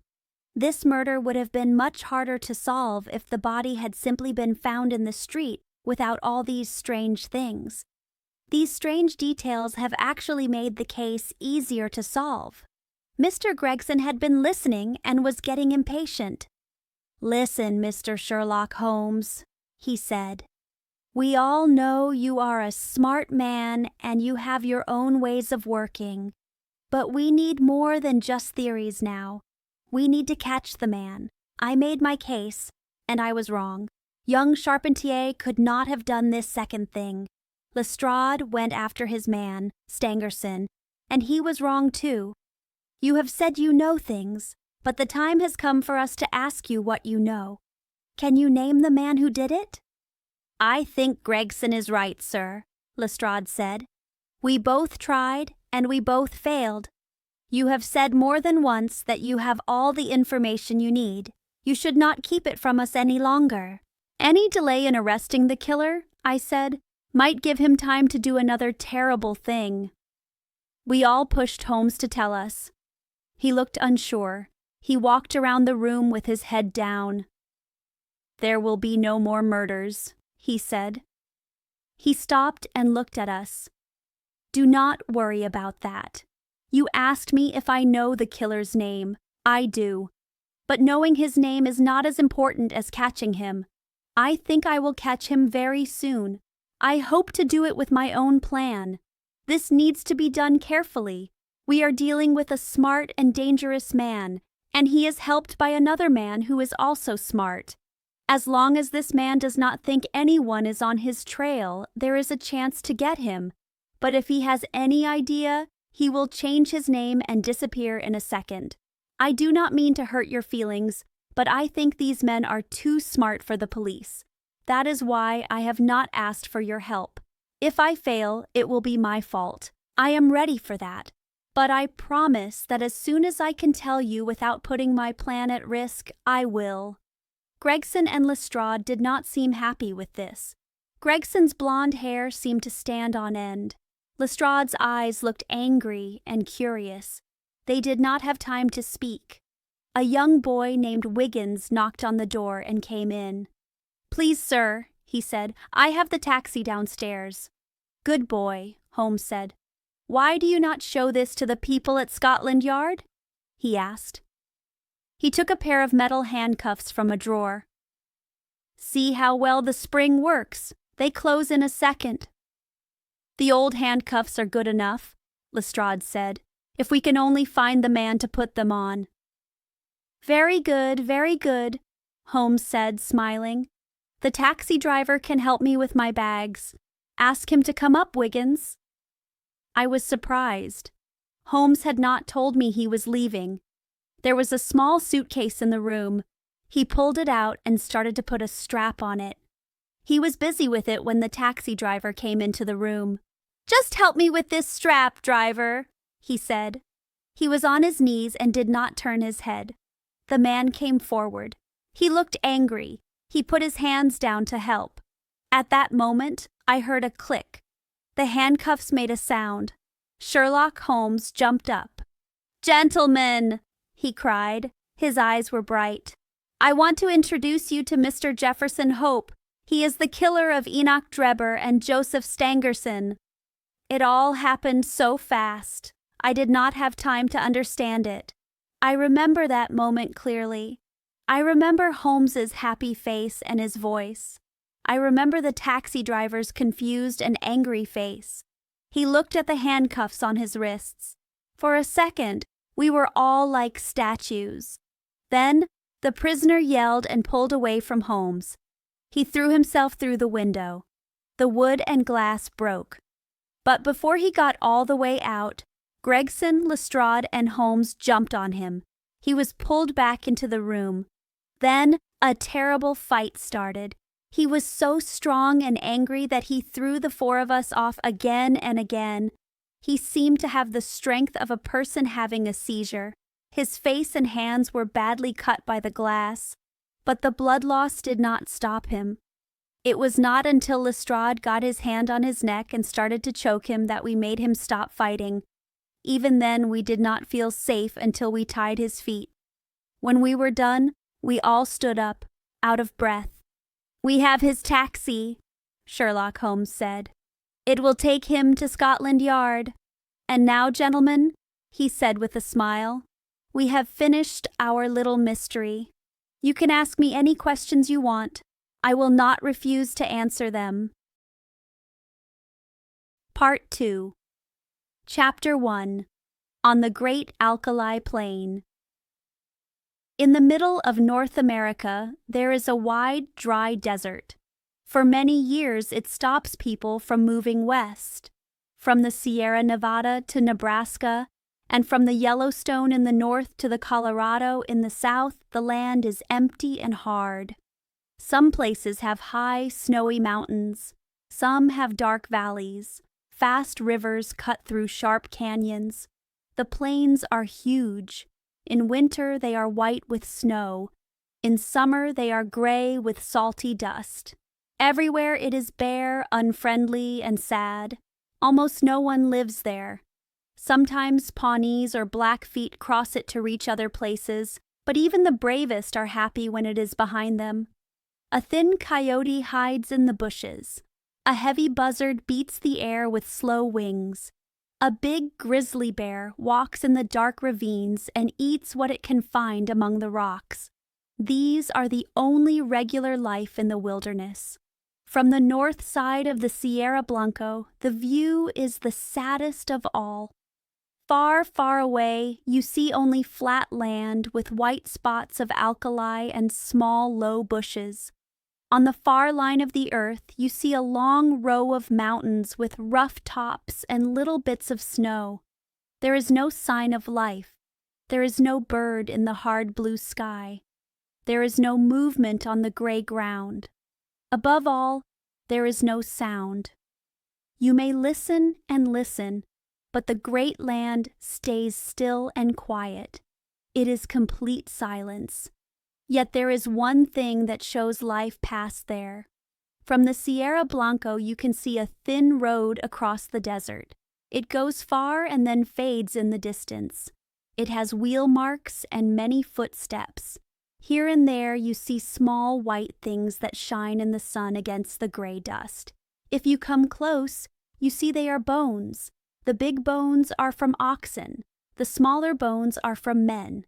For 1,500 miles, you can follow this scary road by these bones, the bones of people who fell and died on the way. On May 4th, 1847, a single traveler stood and looked at this scene. He looked like the spirit of the desert itself. It was hard to tell his age. He might be 40, or he might be 60. His face was thin and tired. His brown, dry skin was tight on the bones.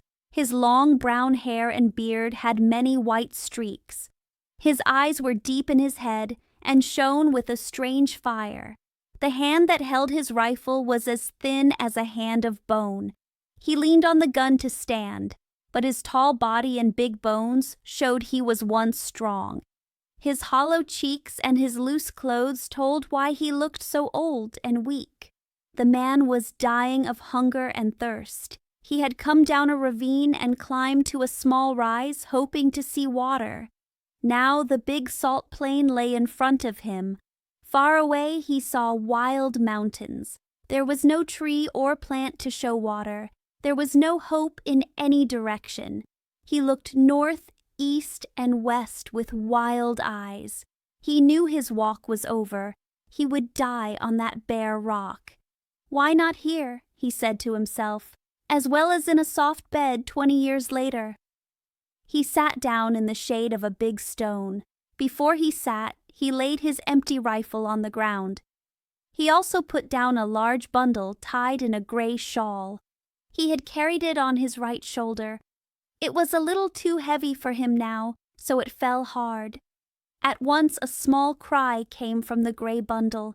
A little face with bright brown eyes and 2 dimpled fists pushed out. "You hurt me," said a small, serious voice. "Did I now?" the man said, sorry at once. "I didn't mean to." He opened the shawl and lifted out a pretty little girl about 5 years old. She had neat shoes and a smart pink dress with a clean white apron, as if a mother had cared for her. The child was pale, but her arms and legs still looked healthy. She had suffered less than the man. "How is it now?" he asked, worried. She was rubbing the back of her head where her messy gold curls lay. "Kiss it and make it well," she said very seriously, lifting the sore place.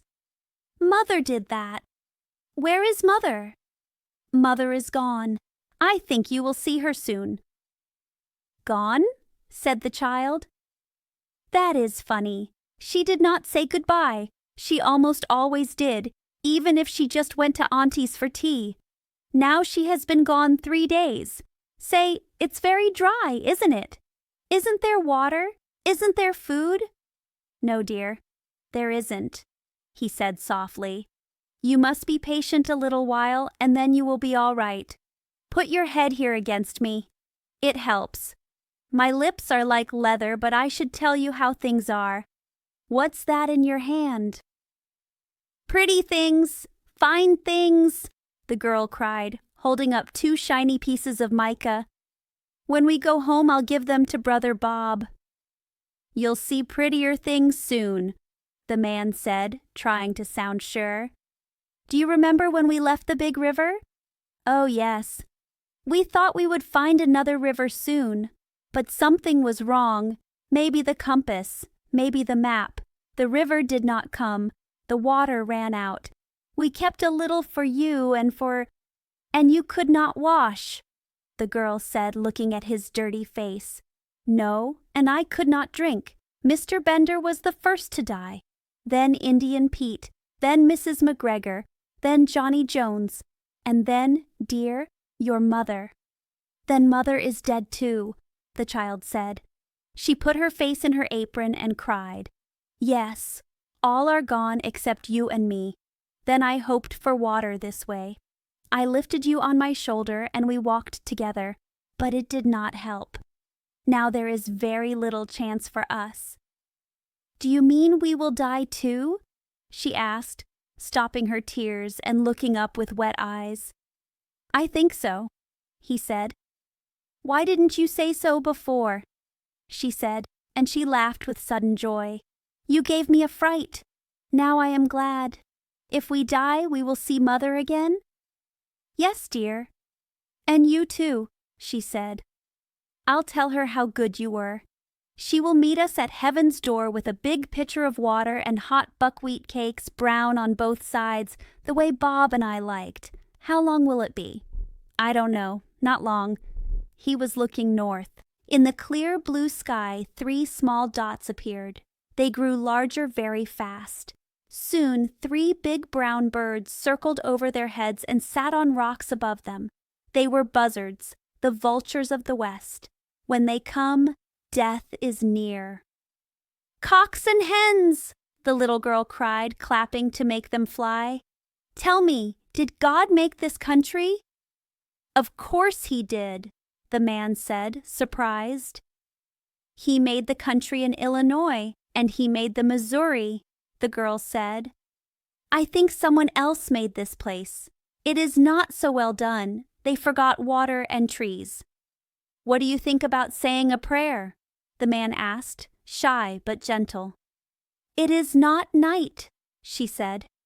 "It doesn't matter. It's not regular, but he won't mind. Say the prayers you said each night in the wagon on the plains." "Why don't you say some?" she asked. "I don't remember them," he said. "I haven't said prayers since I was half as high as that gun. But it is never too late. You say them, and I'll say Amen with you." "Then kneel down." "Me too," she said, spreading the shawl. "Put your hands together like this. It makes you feel good." It was a strange sight. No one saw it but the buzzards. Side by side on the small shawl, the little child and the rough, tired man knelt and prayed. Her small, bright face and his sharp, thin face both turned up to the blue sky. Her voice was light and clear. His voice was deep and harsh. Together they asked for mercy and for pardon. When the prayer ended, they sat again in the shade. The child fell asleep on the man's chest. He watched her for a time, but nature was stronger than his will. For 3 days and nights he had not slept. His eyes closed, his head fell forward, his gray beard touched the gold hair of the child.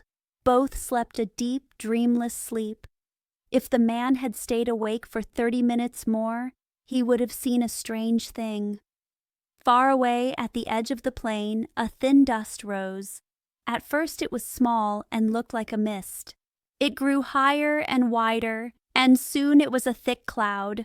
Only many moving things could make such dust. In a green land, a person might think a great herd of bison was coming, but no bison could live in this dry place. As the dust came nearer to the lonely hill, you could see white wagon covers and men on horses through the haze. It was a great caravan going west. What a caravan! The head of it reached the mountains, but the end was still under the far sky.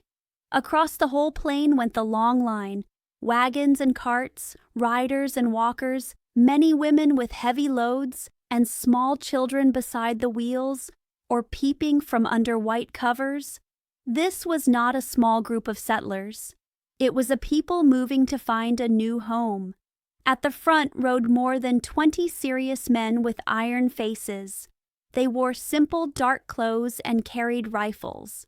They stopped at the foot of the hill and spoke together. "The wells are to the right, brothers," said a man with hard lips and gray hair. "To the right of the Sierra Blanco.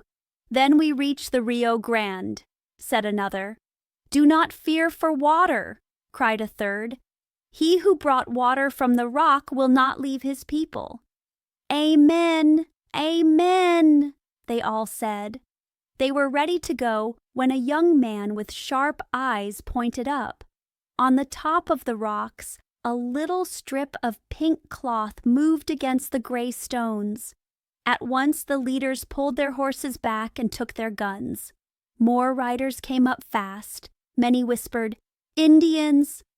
"There cannot be many," said the older leader. "We passed the Pawnees. There are no other tribes before the big mountains." "Shall I go and see, Brother Stangerson?" asked one. "And I?" called others. "Leave your horses. We will wait here," the elder said. The young men tied their horses and climbed quickly and quietly.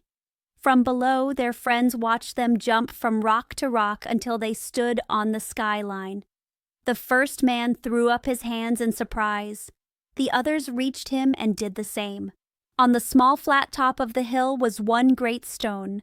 Against it lay a tall man, long-bearded and very thin. His calm face and slow, even breath showed he slept. Beside him lay a small child. Her round white arms were around his thin neck. Her golden head was on his brown jacket.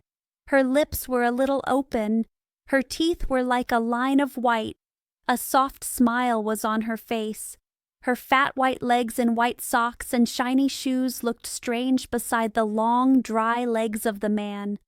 On a ledge above them, 3 buzzards stood. When they saw the men, they cried in anger and flew away.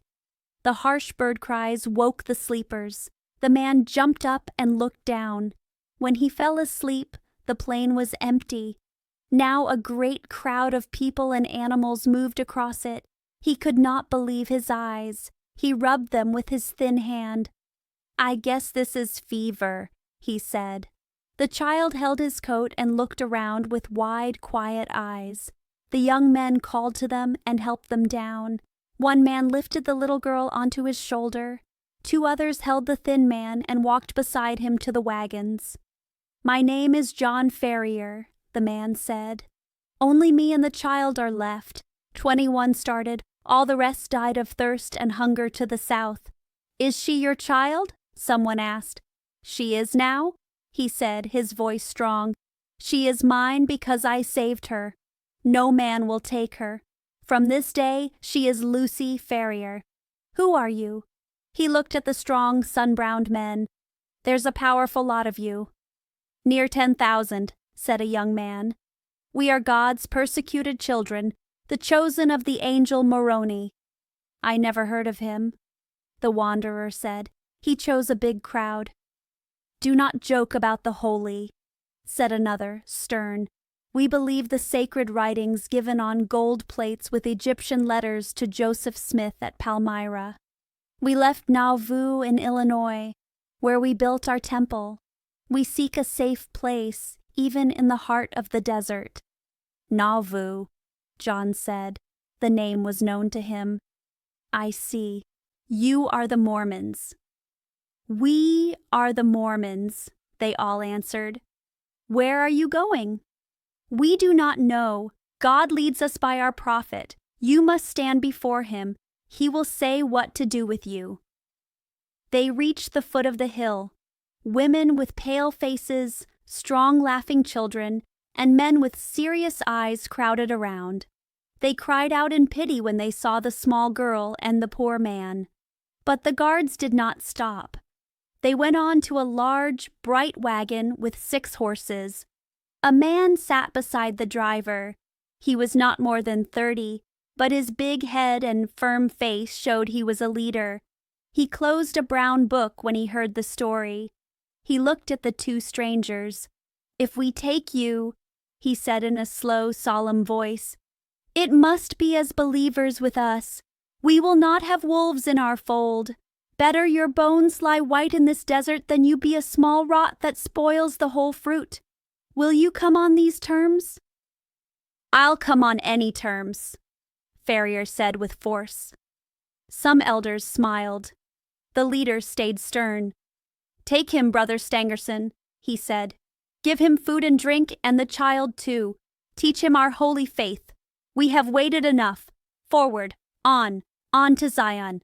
On to Zion!" cried the people, mouth to mouth down the line, until the sound was soft in the far distance. Whips cracked, wheels creaked. The great wagons moved. The elder led John and Lucy to his wagon, where food was ready. "You will stay here," he said. "In a few days you will be strong again. Remember, from now and forever you are of our faith. Brigham Young has spoken, and he speaks with the voice of Joseph Smith, which is the voice of God." Chapter 2. The Flower of Utah. This story will not tell every hard thing the Mormon people suffered before they found their last home. They had walked and ridden for a very long time. They came from the river called the Mississippi and went to the west side of the Rocky Mountains. On the way, they met wild men and wild animals. They felt hunger and thirst. They were tired and sick. Nature put many blocks in their road, but they kept going with strong hearts. Even the bravest felt shaken by the long fear and pain. When at last they saw the wide valley of Utah in the bright sun, every person went down on their knees. They prayed with full hearts. Their leader told them, "This is the promised land. These new fields will be yours forever." They believed his words and felt a deep peace. Their leader, Brigham Young, was not only brave, he was also a very good planner. Soon there were maps and charts for a new city. The streets and squares were drawn. Fields around the city were shared out so that each person got land by his rank and work. A shopman worked at his shop. A maker of things worked at his tools. The town seemed to grow like magic. In the country, men dug drains, made fences, planted new trees, and cut down old ones. Next summer, the land was gold with wheat. The strange new settlement did well in everything. The greatest work of all was a great temple in the middle of the city. From the first light of the morning to the last light of the evening, hammers hit and saws rasped. The sound never stopped. The people wanted to build a house for the God who had brought them safe through many dangers. Two people who had once been lost in the desert came to the end of this long road with the Mormons. They were John Ferrier and the little girl who had shared his bad days. He had taken her as his own child. Her name was Lucy Ferrier. She rode in Elder Stangerson's wagon. In the wagon there were also the elder's 3 wives and his son, a bold boy of 12. Little Lucy was sad after her mother died, but a child's heart comes back. The women loved her and made her a pet. She learned to like the wagon life with its white canvas roof that moved like a little house. John Ferrier, after food and rest, got strong again. He showed he was a fine guide and a tireless hunter. People liked and trusted him very fast. When the long journey ended, all the people agreed to give him a big, rich piece of land. Only Young and the 4 top elders, Stangerson, Kemble, Johnston, and Drebber, had as much or more. On his land, John built a strong log house. Year by year, he added rooms. In time, it became a wide, pleasant home. He was a practical man. He bargained well. He was good with his hands. His iron body let him work morning and night on his fields. Because of this hard work, his farm grew and grew. After 3 years, he was better off than his neighbors. After 6, he was well-to-do. After 9, he was rich. After 12 years, only a very few men in all Salt Lake City could stand beside him in wealth. From the big lake inside the land to the far Wasatch Mountains, many people knew the name of John Ferrier. There was only one thing that many people around him did not like. He would not take many wives like the other men. He never gave a reason. He only kept to his choice with a firm and quiet no. Some people said he was not warm in the new faith. Some said he was greedy and did not want the cost of a big home. Others said he had loved a fair girl back by the Atlantic, and she had died of sadness. No one truly knew. But John kept single. In all other ways, he obeyed the rules of the young city. People called him a good, straight, and faithful man. Lucy grew up in the log house. She helped her father in many things. The sharp mountain air and the sweet smell of pine trees were like nurse and mother to her. Each year she grew taller and stronger. Her cheek became red and healthy. Her step was light. Many people on the high road by the farm felt old. Sweet thoughts wakened them when they saw her. They watched her slim body move across the wheat. Or they met her on her father's Mustang and saw how well she rode, like a true child of the West. The bud became a flower. In the same year that her father became the richest farmer, she became a very fair American girl, one of the best on the whole Pacific side. It was not her father who first knew that the child had become a woman. It is almost never the father. The change is slow and secret. No one can mark the day on a calendar. Least of all does the girl herself know it. She does not know until a voice or a hand touches her and makes her heart beat fast. Then she feels both proud and afraid. She learns that a new, bigger life has begun inside her. Most people can remember the one small thing that showed this new day. For Lucy Ferrier, the small thing was not small. It was a real danger, and it changed her path and the path of others. It was a warm June morning. The people of the Latter-day Saints worked like the bees on their hives, which they used as their sign. In the fields and in the streets there was the same soft hum of work. On the long dusty road a line of mules went west. They carried heavy loads.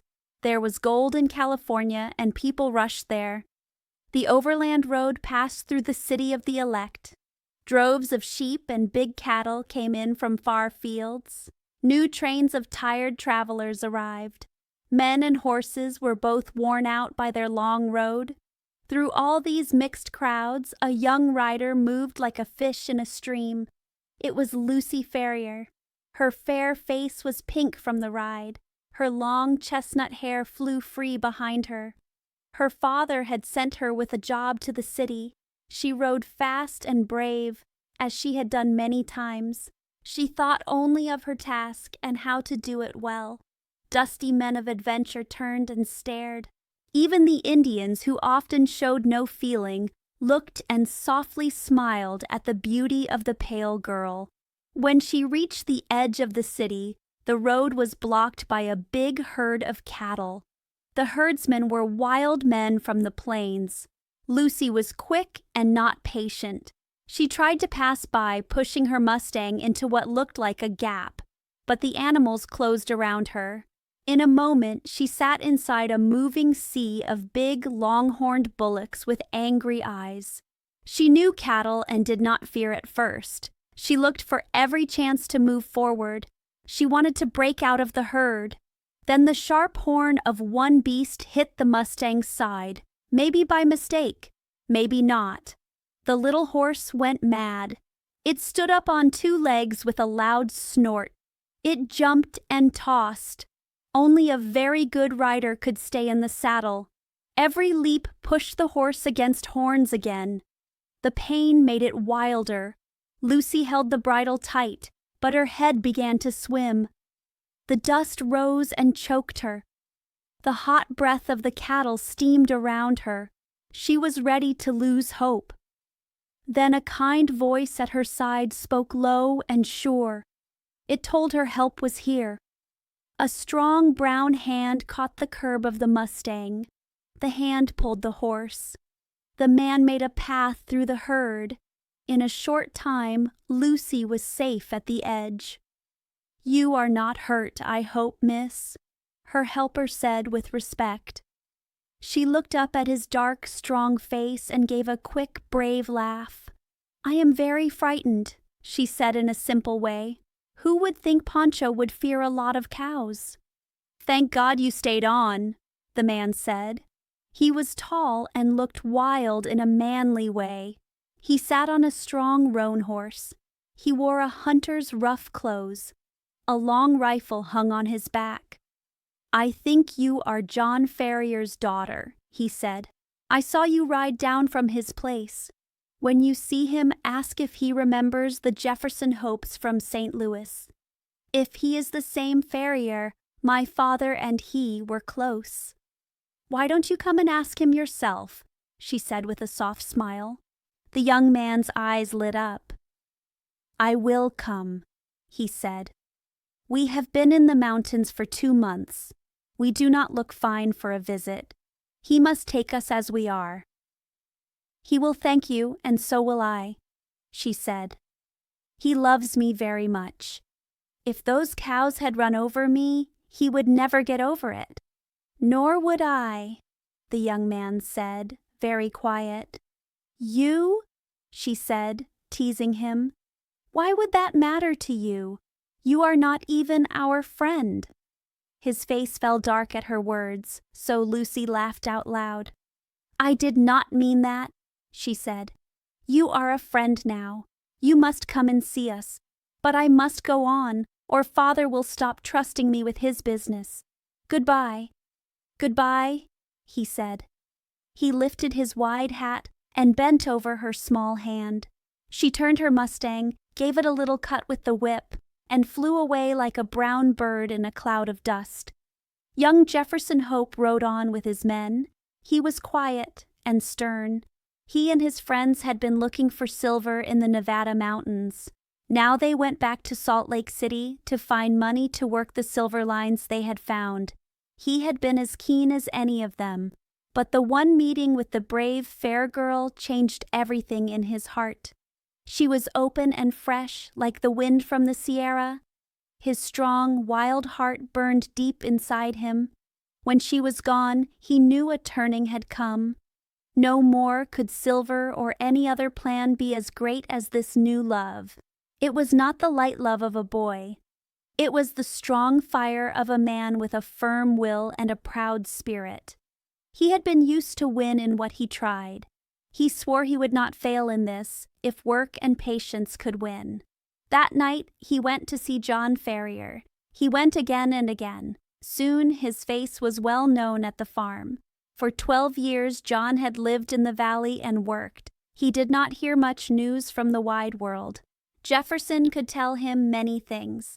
He spoke in a way that Lucy liked to hear as much as her father did. He had been one of the first men in California. He told of quick riches and quick losses in those wild, bright times. He had been a scout, a trapper, a silver finder, and a ranchman. Where there was adventure, he had gone to find it. The old farmer soon liked him very much. He spoke well of his good points. When he praised him, Lucy was quiet, but her red cheeks and bright, happy eyes told the truth. Her young heart was no longer hers.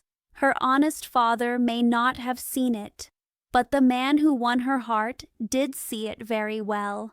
One soft summer evening he came fast down the road and stopped at the gate. Lucy stood in the doorway and came to meet him. He threw his bridle over the fence and walked up the path in strong steps. "I must go, Lucy," he said. He took both her hands. He looked down into her face with love. "I will not ask you to come now, but will you be ready to come when I return?" "When will that be?" she asked. She blushed and smiled. "In 2 months at most," he said. "I will come then and claim you, my dear one. No one can stand between us." "What about father?" she asked. "He agrees," he said. "He has said yes if we can get the mines to work well. I am not afraid of that." "Oh, then if you and father have made the plan, there is nothing more to say," she whispered. She laid her cheek on his broad chest. "Thank God," he said in a rough, low voice. He bent and kissed her. "It is settled. The longer I stay, the harder it is to go. My friends wait for me at the canyon. Goodbye, my own dear one. Goodbye. In 2 months you will see me." He pulled himself away. He jumped to his horse. He rode off at great speed. He did not look back, as if he feared he would lose his will if he saw her again. Lucy stood by the gate and watched until he was gone. Then she went into the house. She was the happiest girl in all of Utah. Chapter 3. John Ferrier Talks with the Prophet. 3 weeks had passed since Jefferson Hope and his friends left Salt Lake City. John Ferrier felt sad when he thought of the young man's return, because he would soon lose his adopted daughter. But Lucy's bright and happy face made him accept it. Her smile was stronger than any long talk. Deep in his firm heart, John had made one clear rule. He would never let his daughter marry a Mormon. He did not call such a match a true marriage. He called it a shame. He could think what he liked about their church ideas, but on this one point, he would never change. He kept silent, however. In those days, in the land of the saints, it was dangerous to speak different beliefs in public. It was very dangerous. Even the best people spoke only in whispers about faith. They were afraid their words might be twisted. A wrong word could bring quick punishment. Those who had suffered before had now become the ones who made others suffer. They punished harder than any judge in far-off lands. Old dark courts in other countries had strong power, but here the hidden power in Utah felt worse to many who lived there. What made it so terrible was that no one could see it, no one could hear it. Yet it seemed to know everything and to reach everywhere. If a man stood against the church, he disappeared. No one knew where he had gone or what had happened. His wife and children waited at home for his step and his voice. No father came back to tell how he had faced the secret judges. A rash word, a quick act, and a person was gone. People did not even know the true shape of the power that hung over them. So men walked softly, they trembled. Even in a wide, wild land, they did not dare to whisper the doubts that lay heavy in their hearts. At first, this shadow fell only on those who wished to leave the new faith after they had joined it. Soon, the shadow spread wider. There were not enough adult women. Polygamy without enough women was an empty rule. Then strange stories began to pass from mouth to mouth. Some spoke of travelers who were found dead. Some said camps were robbed in places where no Indians ever lived. New women came into the rich houses of the elders. These women cried and grew pale. Their faces showed a deep fear that never went away. Late walkers on the mountain roads told of bands of armed men.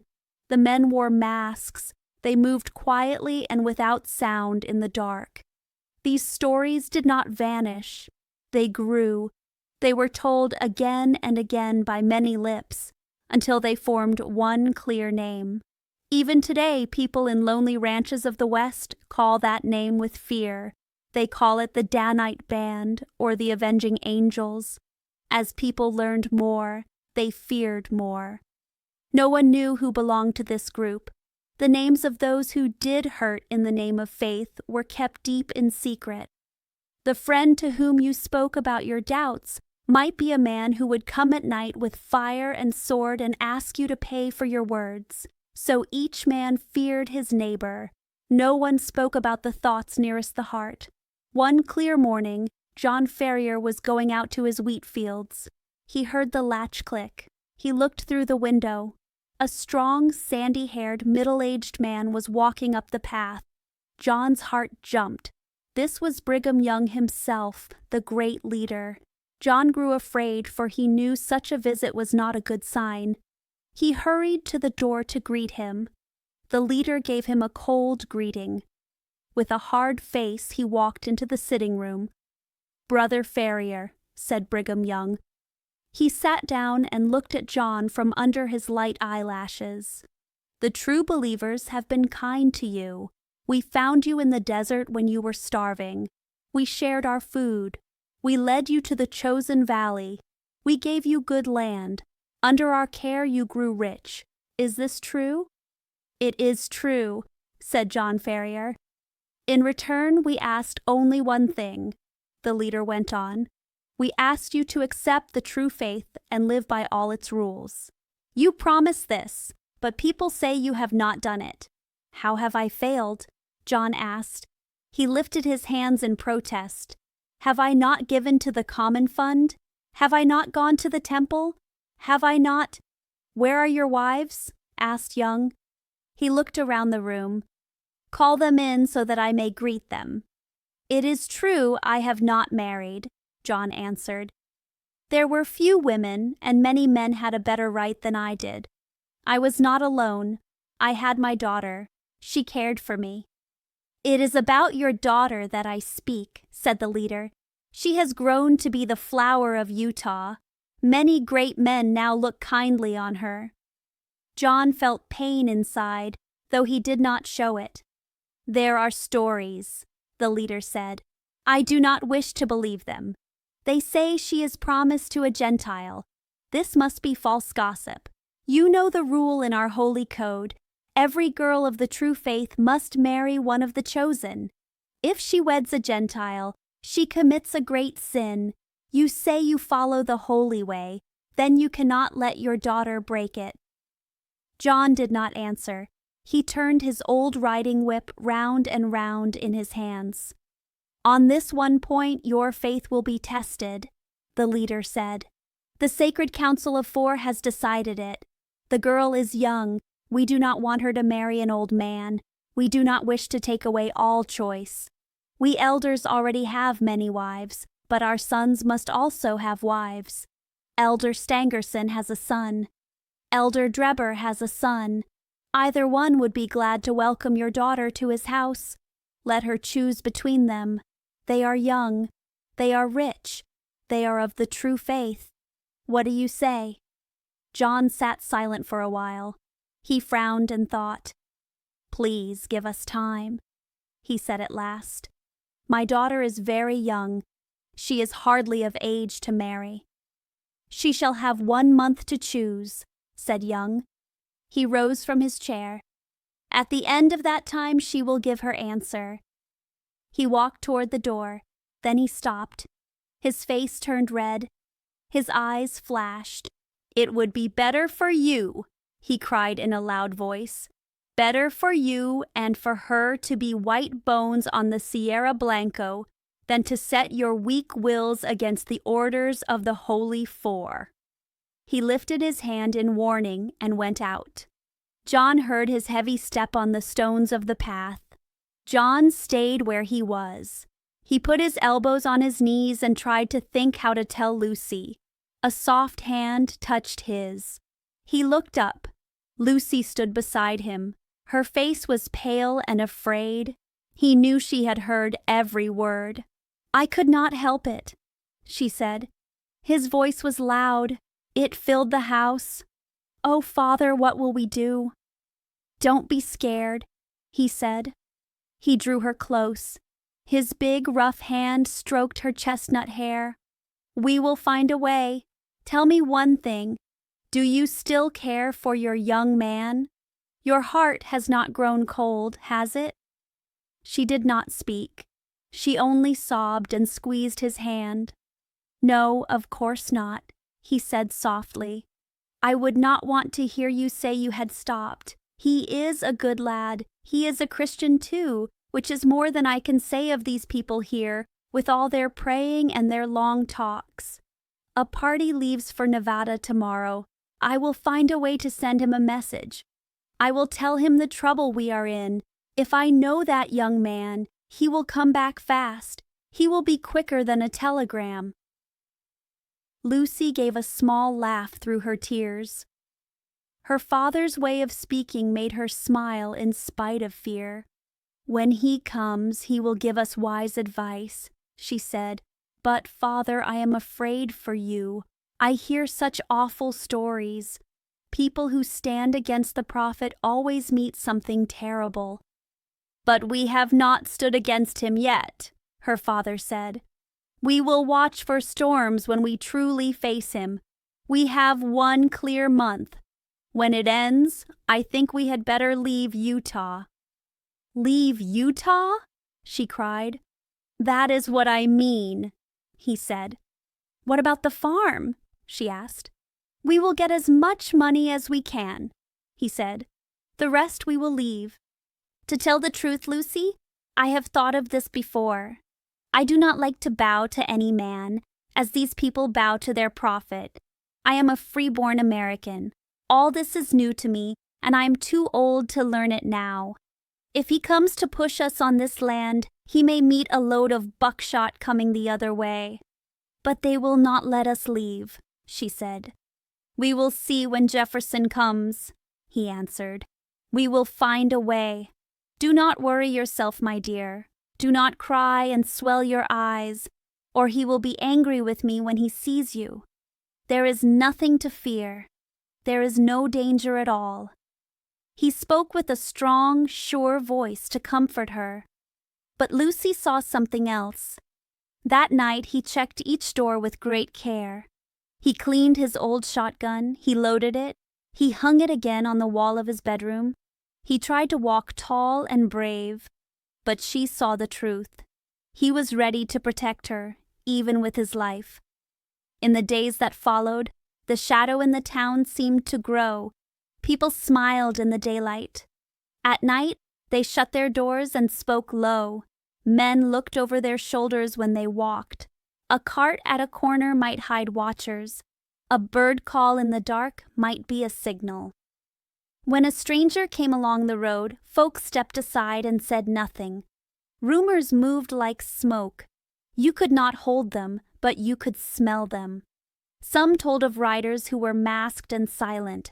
Some told of wagons that were lost and never found. Mothers pulled their children close when they heard. Fathers kept their tools sharp and their guns clean. John sent his message to Nevada by a man he trusted. The man knew the trails. He would tell Jefferson everything. While they waited, father and daughter spoke softly at night. They made little plans. They chose the clothes they would take. They counted their money. They practiced moving quietly. They thought about the best road to the mountains. Lucy tried to be brave. She cooked, cleaned, and sang a little as she worked, so the house would not feel sad. In the fields the wheat bent and shone in the sun as before. The sky was blue, the air was clear, yet both of them felt the same heavy thing. It was like a stone on the heart. John said again and again that there was no danger. His eyes, however, told another tale when he looked out across the yard at dusk. One evening the wind was low and warm. The light fell soft on the farm. A bird called in the hedge. Lucy stood by the window and watched the path. She hoped for a quick step, a known shape, a dear voice. John sat by the table and checked a small bag. He put in a few clothes for her. He added a coil of string, a good knife, and a little food. He tied the bag and set it by the door. "Remember," he said kindly, "we keep quiet until we must move. We waste no time when the word comes. We leave by night. We take the back fields, not the road. We do not look back." Lucy nodded. She held his hand. "I will do as you say," she whispered. "I am not afraid when I am with you." He smiled and patted her shoulder. "And I am stronger when I am with you," he said. The sun went down. The house grew still. The town beyond the fields sank into the quiet of the evening. Somewhere far away, a dog barked. A horse stamped in a shed. Father and daughter sat close together. They waited. They did not speak. They listened to the soft sounds of the night and to their own careful breathing. John's mind went back to the first days in the valley. He remembered the rescue in the desert. He remembered the food and the help. He remembered the promise he had made when he was starving. He had not thought then of certain rules. He had not thought of many wives. He had not thought of the hard faces of men who ordered others. He had thought only of water, bread, and a safe road. Now everything was different.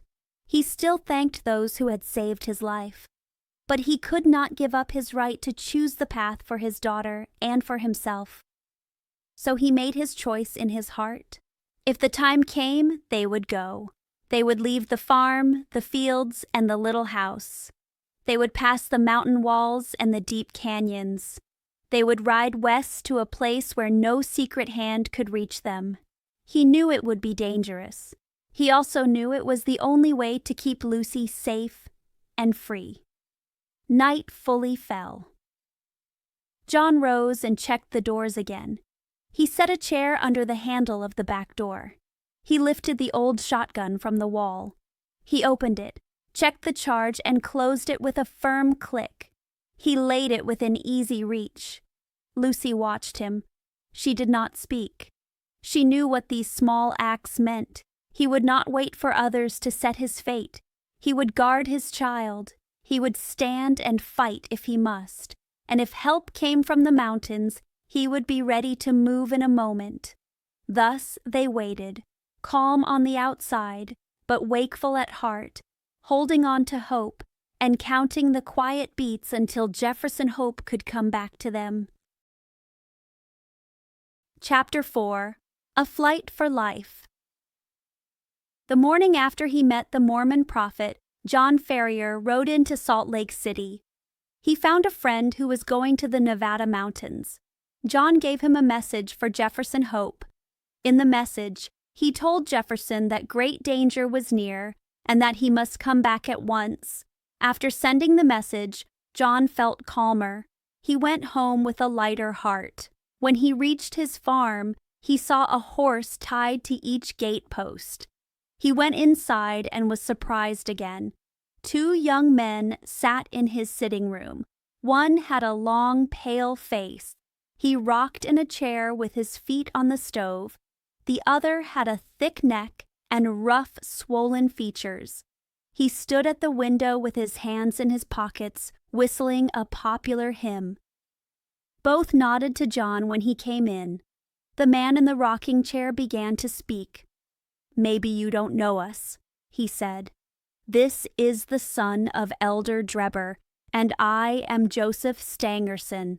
We traveled with you in the desert when the Lord reached out his hand and brought you to the true fold. As he will bring all nations in his good time," the other said in a nasal voice.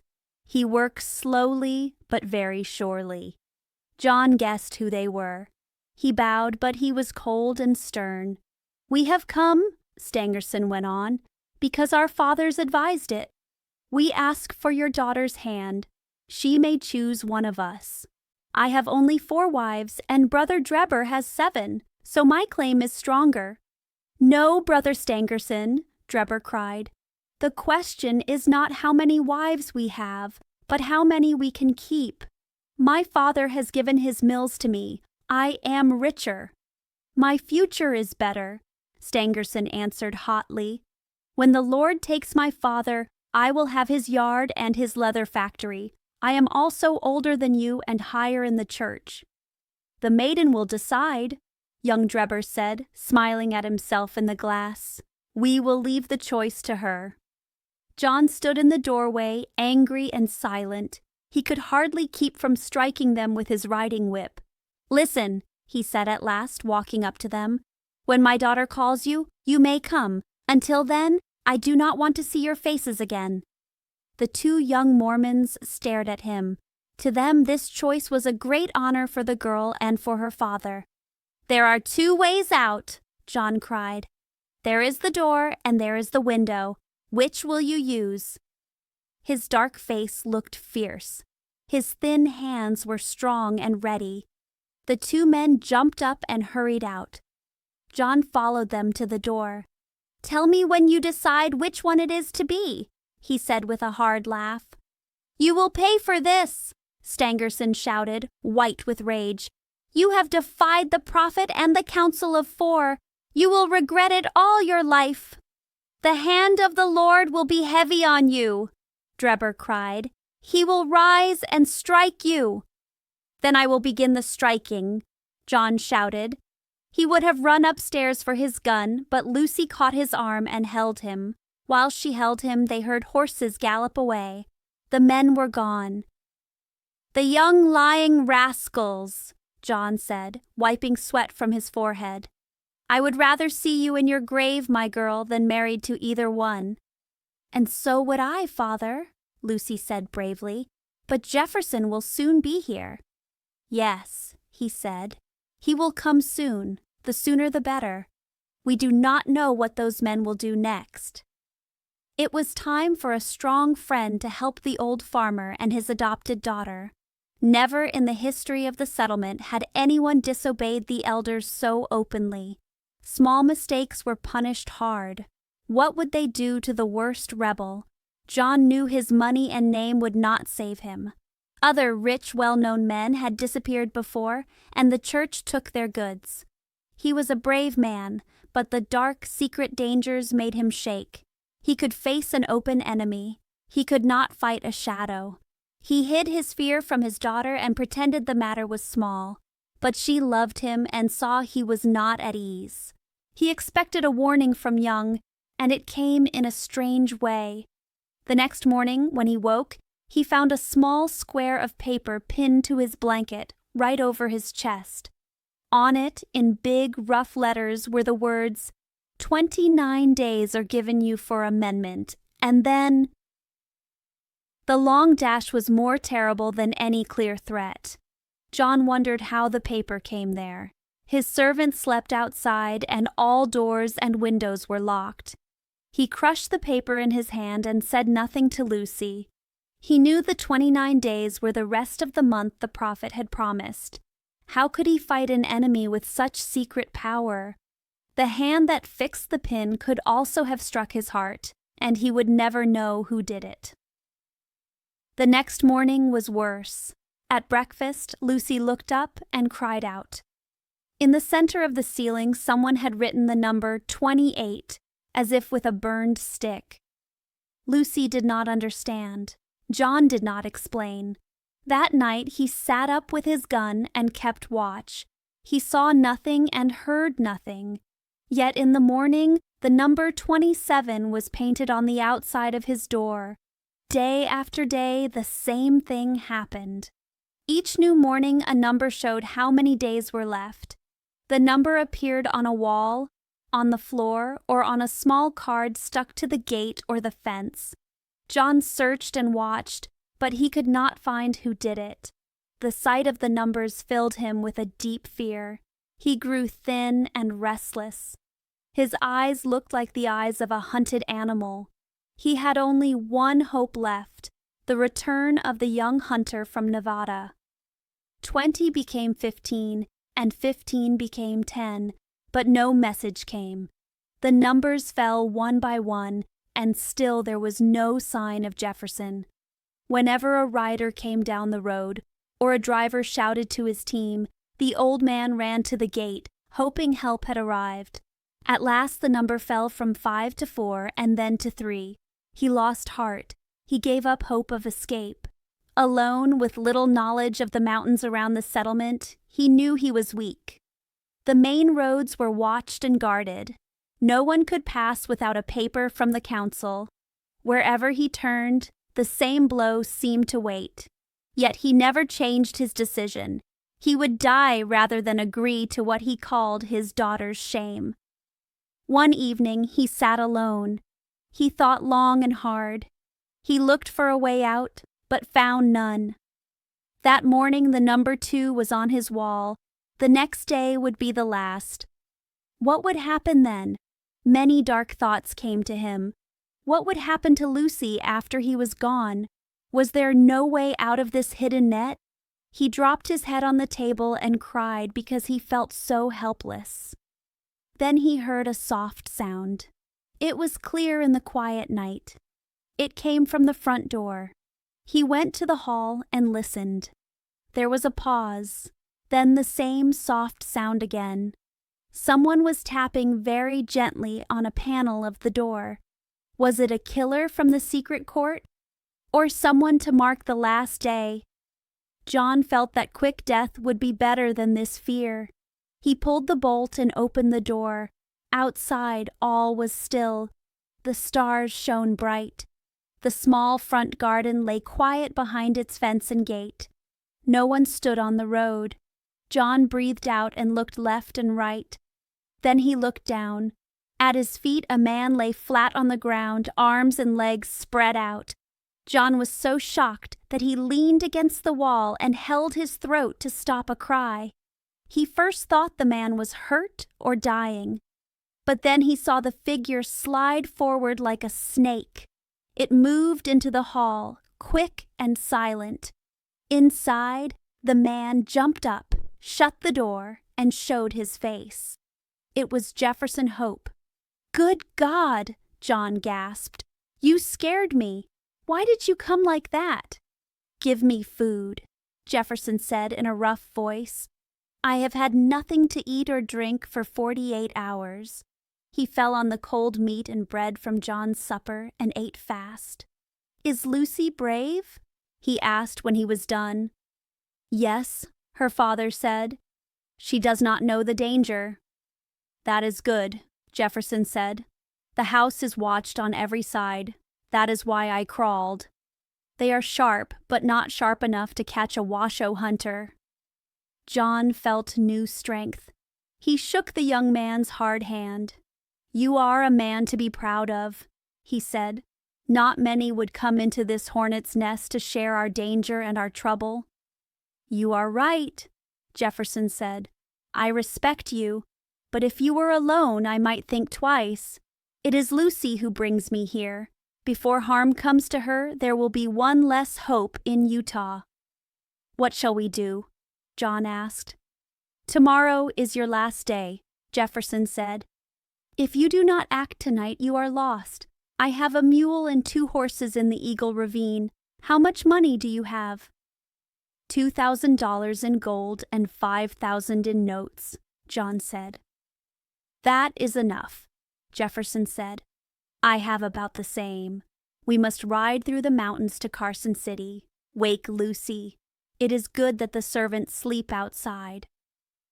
While John told Lucy and helped her dress, Jefferson packed all the food he could find.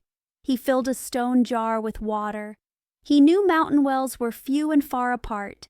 He had just finished when John came back with Lucy, ready to go. The lovers greeted each other warmly but quickly. Time was short. "We must go now," Jefferson said in a low, firm voice. "The front and back doors are watched. We will go out the side window and cross the fields. The horses are 2 miles away in the ravine. By daybreak, we should be halfway through the mountains." "What if they stop us?" John asked. Jefferson touched the butt of the revolver at his belt. "If there are too many, we will still take 2 or 3 with us," he said with a hard smile. They put out all the lights. John looked from the dark window over his fields. He would leave them forever. He had made up his mind. His daughter's honor and happiness were worth more than his land. The night looked peaceful. Trees rustled. The grain lay wide and still. It was hard to believe that murder walked there. But the white face and fixed eyes of the young hunter showed what he had seen on his way in. John carried the bag of gold and notes. Jefferson carried the food and water. Lucy carried a small bundle with her few dear things. They opened the window slowly, waited for a dark cloud to cover the stars, and climbed into the little garden. They moved with bent backs and held breath. They reached the hedge and followed it to a gap that opened into the cornfields. Just there, Jefferson pulled them down into the shadow. They lay still and shook. His prairie ears had saved them. They had just crouched down when the sad hoot of a mountain owl sounded close by. A second hoot answered from a little distance. A shadowy figure stepped out of the gap. He gave the same signal again. Another man came from the dark. "Tomorrow at midnight," said the first man, who seemed to be the leader, "when the whip-poor-will calls 3 times." "It is well," the second man said. "Shall I tell Brother Drebber?" "Pass it to him, and from him to the others. 9 to 7. 7 to 5, the other replied. The 2 men moved away in different directions. The last words were a password and answer. As soon as the steps were gone, Jefferson jumped up. He helped the others through the gap. They ran across the fields as fast as they could. He held Lucy when she was weak and half-carried her. "Hurry, hurry," he said again and again. "We are past the line of guards. Speed is everything." They reached the high road and moved fast. They met only one person, and they hid in a field until he passed. Before the town, Jefferson turned onto a rough, narrow path to the mountains. 2 dark, jagged peaks rose over them. Between them lay the Eagle Canyon where the horses waited. Jefferson led them among great rocks and along a dry stream bed. At last they reached a quiet corner behind stones. There the animals were tied. Lucy sat on the mule. John took one horse with the money bag. Jefferson led the other horse along the steep, dangerous path. It was a hard road. On one side, a black cliff rose like a wall, with long stone ribs. On the other side, a wild pile of rocks blocked the way. The track ran between, narrow and rough. In places they rode in a line. Only good riders could pass at all. Still, their hearts were light. Each step took them farther from the cruel rule they were fleeing. Soon they learned they were still inside the reach of the saints. They were in the wildest part of the pass when Lucy gave a cry and pointed up. On a rock over the path stood a lone guard, black against the sky. He saw them as they saw him. His challenge rang through the quiet ravine. "Who goes there?" "Travelers for Nevada," Jefferson said, his hand on his rifle. They saw the guard touch his gun and bend to look down. He did not like their answer. "By whose permission?" he asked. "The Holy Four," John answered. His time among the Mormons had taught him the highest name to use. "9 from 7, the guard called. 7 from 5, Jefferson replied at once, remembering the countersign he had heard in the garden. "Pass, and the Lord go with you," the voice said. Beyond the post, the path grew wider.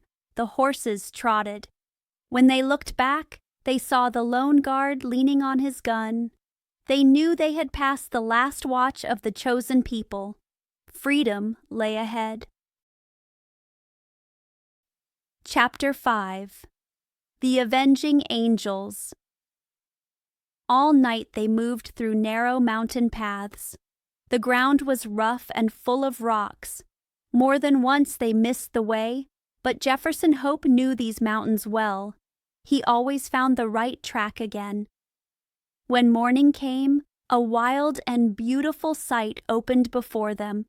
Snow lay on many great peaks, and the peaks stood all around, shoulder to shoulder as far as they could see. The sides of the valley were so steep that the larch and the pine seemed to hang over their heads. It looked as if a strong wind could throw the trees down at any moment. This fear was not only in their minds. The floor of the valley was covered with old fallen trees and broken stones. As they passed, a huge rock fell from above with a hoarse rattle. The sound ran along the quiet walls and woke long echoes. The tired horses jumped forward in fear. The sun rose slowly in the east. One by one, the white caps of the mountains caught the light as if lamps were lit for a feast. Soon every peak was red and shining. The grand sight cheered the three who were running away. It gave them new strength. They stopped by a fast white stream that ran out of a narrow cut. They let the horses drink and ate a quick breakfast. Lucy and her father wanted to rest longer, but Jefferson was firm. "They will be on our track now," he said. "Speed is everything. Once we are safe in Carson, we can rest for the rest of our lives." They pushed on all that day through cut after cut between the rocks. By evening, they thought they were more than 30 miles from their enemies. At night, they chose the foot of a high, hanging rock that could break the cold wind. They held each other close for warmth and slept a few hours. Before the first light, they were on the move again. They had seen no sign of men behind them. Jefferson began to hope that the long arm of that terrible power could not reach this far. He did not know how far its iron hand could stretch, or how soon it would close on them. By the middle of the second day, their small store of food was almost gone. Jefferson did not worry much. There was game in the high country, and more than once in his life he had lived by his gun. He chose a hollow out of the wind, piled dry branches, and made a bright, hot fire for Lucy and her father, for they were near 5,000 feet above the sea. The air was sharp and cold. He tied the horses, told Lucy goodbye for a little while, put the rifle on his shoulder, and went to hunt. He looked back once. The old man and the young girl were crouching by the blaze, and the 3 animals stood still behind them. Then rocks hid them from his sight. He walked through one narrow valley after another for some miles and saw nothing he could shoot. The bark of trees showed deep scratches, and he saw other marks. He knew there were many bears near. After 2 or 3 hours with no luck, he was about to turn back in despair. Then he looked up and saw a sight that filled him with joy. High on the sharp edge of a rock, 300 or 400 feet above, stood an animal, like a sheep with huge curling horns. It was a bighorn, the mountain sheep. It was most likely standing guard while the flock fed somewhere out of sight. Its head was turned away. It did not see him. Jefferson lay flat, rested the rifle on a stone, took a slow, careful aim, and fired. The animal sprang up, stood a moment on the very rim, then fell and crashed down into the valley. It was too heavy to carry whole. Jefferson cut off one hindquarter and part of the side. He put the meat on his shoulder and hurried back. The light was already fading. Soon he found that he had a new problem. Eager to hunt, he had gone far past the places he knew well. Now the valley split into many side cuts. Each looked like the others. He went down one for more than a mile and came to a stream he had never seen. He turned and tried another. The same thing happened. Night came on fast. Before the moon rose, he at last found a cut that he knew. Even then it was hard to keep to the right path. The cliffs were high and made the dark even darker. The load on his shoulder was heavy. He was very tired. Still, he kept up his heart. Each step, he told himself, brought him closer to Lucy and to food for the rest of their journey. He reached the mouth of the very cut where he had left them. Even in the dark, he knew the line of the cliffs. They must be watching for him, he thought, for he had been gone almost 5 hours. Glad and light at heart, he put his hands to his mouth and sent a long, loud call up the glen to say he was coming. He stopped and listened. No answer came. Only his own cry ran along the empty rock walls and came back to him again and again. He called once more, louder. Still there was no sound from the friends he had left not long ago. A cold fear without a name took him by the throat. He ran forward, trembling, and even let the precious meat fall from his shoulder. He turned a corner and saw the place where the fire had been. A little heap of red ash still glowed, but nobody had touched it for some time. All around was dead silence. His fears turned into a hard, clear truth. He ran on. No living thing stood by the burnt wood. The horses were gone. The old man was gone. The young girl was gone. The place was bare. In the short time he had been away, some sudden, terrible thing had happened. It had taken them all and left no sign. Jefferson's head swam. He leaned on his rifle, or he would have fallen. But he was a man who acted. He shook off the shock. He took a half-burnt stick from the ash and blew it to a flame. With the small light, he searched the ground. He saw many hoof marks. A large band of horsemen had reached the camp. The tracks pointed back the way to Salt Lake City. Had they taken both Lucy and her father? Jefferson almost made himself believe it. Then he saw something that made his whole body sting. A little way from the fire, there was a low pile of red dirt that had not been there before. It could only be a new grave. He went to it. A stick stood at the head. A sheet of paper was split into the fork of the stick. The words were short. John Ferrier, formerly of Salt Lake City, died August 4th, 1860. The brave old farmer was gone. This was his last mark in the world. Jefferson stared around for a second grave. There was none. Lucy had been carried back by their hard enemies to the life they had planned for her. She would be shut up as a wife to the son of an elder. When Jefferson knew this was true and knew there was nothing he could have done, he wished he, too, lay under the fresh earth beside his friend. But his strong spirit did not lie down for long. If nothing else was left, he could give his life to one thing: revenge. He had great patience and courage. He also had a steady, burning hate that did not grow cold, perhaps learned from the tribes he had lived among. Standing by the dead fire, he felt there was only one way to ease his pain. He would bring a full and fair payment with his own hand to the men who had done this. He would set his will and his strength to this task alone. He went back for the meat, made up enough food for a few days, and, though he was worn out, he turned his face toward the mountains and began to follow the track of the avenging angels. For 5 days he walked, footsore and tired, through the same cuts and passes he had ridden before. At night he lay among the rocks and slept a little. Before dawn he was on the move again. On the 6th day he reached Eagle Canyon, where their unlucky flight had begun. From there he could look down at the city of the saints. He leaned on his gun. His face was thin and long. He shook his hand at the broad, quiet town below.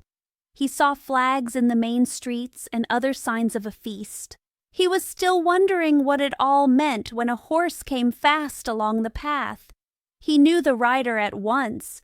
It was a Mormon named Cowper whom he had helped more than once. Jefferson stepped out and stopped him. He needed news of Lucy. "I am Jefferson Hope," he said. "You remember me." The Mormon stared. It was hard to know the clean young hunter in this ragged, wild man with a white, drawn face and burning eyes. When he was sure, his shock turned to fear. "You are mad to be here," he said. "It could cost me my life to speak to you. The Holy Four have a warrant for you, for helping the farriers to run away." "I don't fear them or their paper," said Jefferson. "You must know something, Cowper. By all you love, answer me. We were friends. For God's sake, tell me what I ask." "What is it?" said the Mormon, looking around. "Be quick. The rocks have ears and the trees have eyes." "What has happened to Lucy Ferrier?" "She was married yesterday to young Drebber," he said. "Stand up, man. Don't fall." "Don't mind me," Jefferson whispered. His lips were white. He slid down against a stone. "Married?" "Married yesterday. That is why the flags are on the endowment house. There was trouble between young Drebber and young Stangerson about who should have her. They both rode in the party that chased you. Stangerson shot her father, so he thought he had the better right. But in council, Drebber's friends were stronger, so the prophet gave her to Drebber. She will not be long here. I saw death on her face. She looked like a ghost. Are you going now?" "Yes," said Jefferson. He stood up. His face was like cut stone, and his eyes burned with a dark light. "Where are you going?" "Never mind," he said. He threw the gun strap over his shoulder and walked away down the cut into the wild hills. Of all the wild things there, none was as fierce and dangerous as he was. The Mormon's sad words came true. The terrible end of her father and the hateful marriage broke Lucy's heart.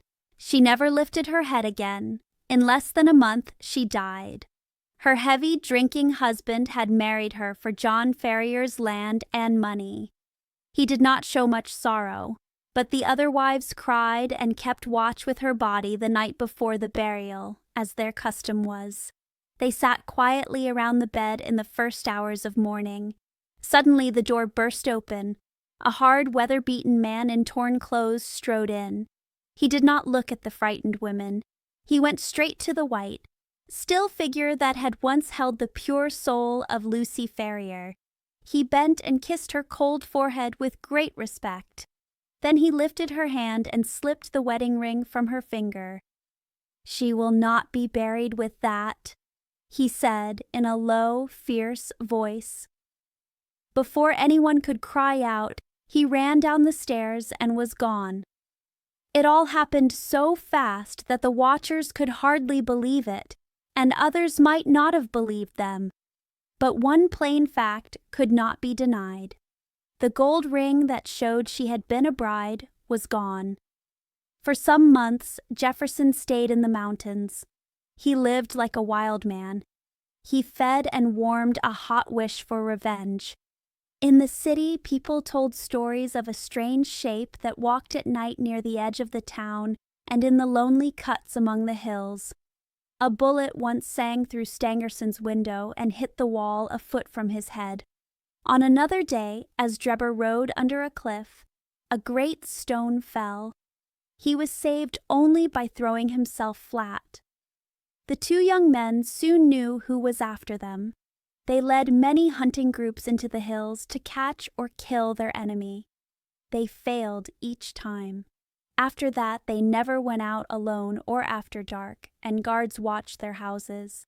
Later, they grew tired of fear and relaxed. No one saw or heard anything more. They thought time had cooled his hate. But time did not cool it. It made it stronger. The hunter's mind was hard and steady. Revenge took all the room in it. Still, he was a practical man. He saw that even a strong body could not stand such strain. Cold, hunger, and bad food were wasting him. If he died in a hole like a dog, who would take his revenge then? A death like that would help his enemies. So he did the wise thing. He went back to the old mines in Nevada. He rested, ate well, and worked to save money for the task he had set himself. He planned to be away 1 year at most, but many small troubles joined together and kept him there for nearly 5. Even so, his memory of his pain and his wish to punish were as sharp as on the night he stood by John Ferrier's grave. He changed his look and took a false name. He went back to Salt Lake City. He did not care what happened to him, if only he could get justice. There he heard bad news. The chosen people had split. Some of the young men had fought against the rule of the elders. A number of them left Utah and became Gentiles. Drebber and Stangerson were among those who went. No one knew where they had gone. People said Drebber had turned much of his land into money and had left rich. Stangerson was far less rich, but there was no clue at all. Many men, even angry men, would have given up. Jefferson did not.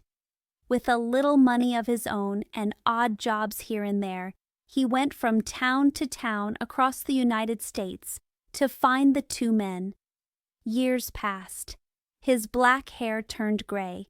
He still walked on like a bloodhound with one thought in his mind. At last he had his reward. He saw a face in a window for just a second, and that second told him enough. The men he hunted were in Cleveland, Ohio. He went back to his poor room and set out his plan. But Drebber also looked from his window that day. He knew the ragged man in the street, and he saw murder in his eyes. He ran to a judge with Stangerson, who was now his private secretary. They said their lives were in danger from a jealous old rival. That evening, officers arrested Jefferson Hope. He could not find anyone to pay money for his release, so he had to stay in jail for some weeks. When he got out, the house was empty. Drebber and Stangerson had gone to Europe.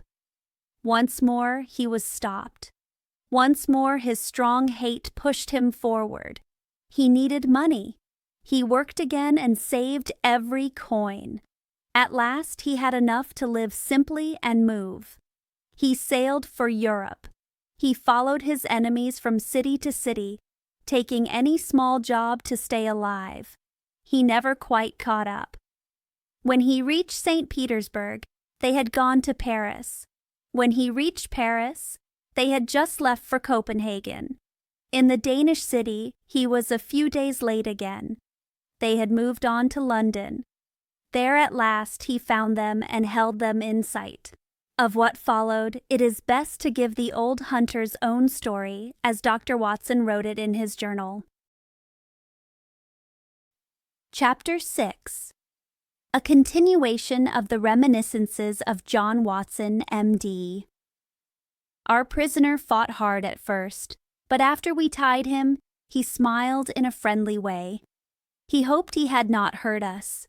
He said to Sherlock Holmes, "You are taking me to the police. My cab is at the door. If you untie my legs, I will walk. I am not as light as I was." Gregson and Lestrade looked at each other. They thought this was bold. Holmes agreed at once. He untied the towel from the man's ankles. The prisoner stood up and stretched his legs to check they were free. As I watched, I thought I had rarely seen a stronger man. His dark, sunburned face showed a firm will and great energy to match his strong body. "If there is an open job for chief of police, you should have it," he said, staring at Holmes with open praise. "The way you followed me was a wonder." "You had better come with me," Holmes said to the two detectives. "I will drive you," said Lestrade. "Good," said Holmes. "Gregson can sit inside with me. You too, Doctor. You care about this case, so come along." I gladly agreed. We all went down together. The prisoner did not try to run. He stepped calmly into his own cab. We followed. Lestrade climbed up to the box, took the reins, and drove us quickly to the police station. They showed us into a small room. A police inspector wrote down the prisoner's name and the names of the men he was said to have killed. The inspector had a white face and little feeling. He did his work slowly and without color. "The prisoner will see the magistrates this week," he said. "In the meantime, Mr. Jefferson Hope, do you wish to say anything? I must warn you. We will write down your words. They may be used against you." "I have a lot to say," the prisoner answered slowly. "Save it for your trial," the inspector said. "I may never be tried," he answered. "Do not be shocked. I do not mean suicide. Are you a doctor?" He turned his fierce dark eyes on me.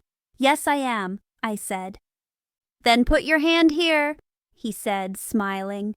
He lifted his tied wrists toward his chest. I placed my hand there. At once I felt a strange, strong throb and shaking inside.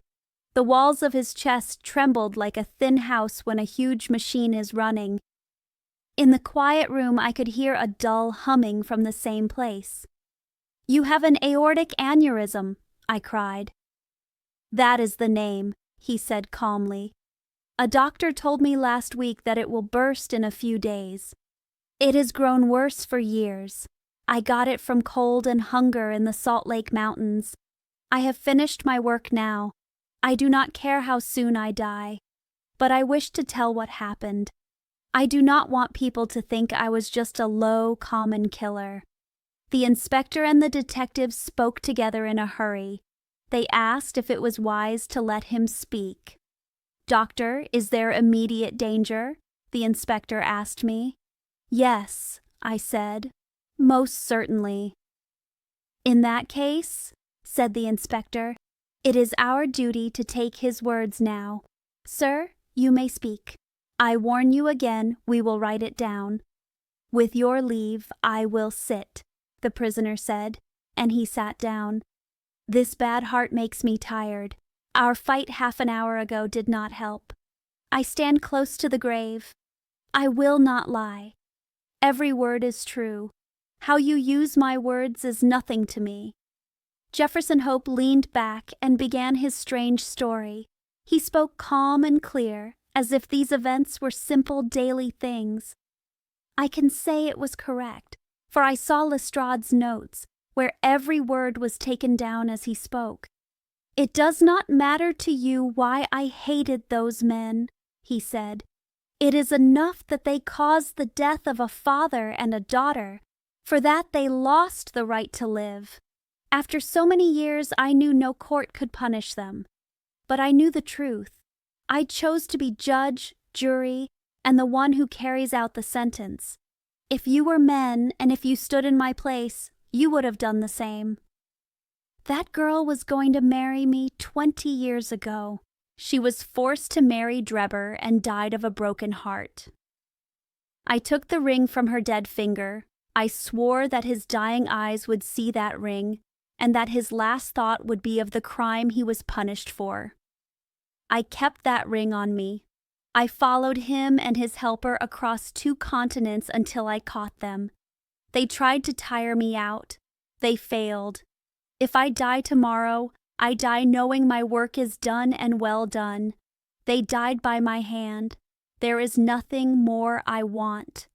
They were rich. I was poor. It was hard to follow them. When I came to London, I had almost no money. I had to earn my bread.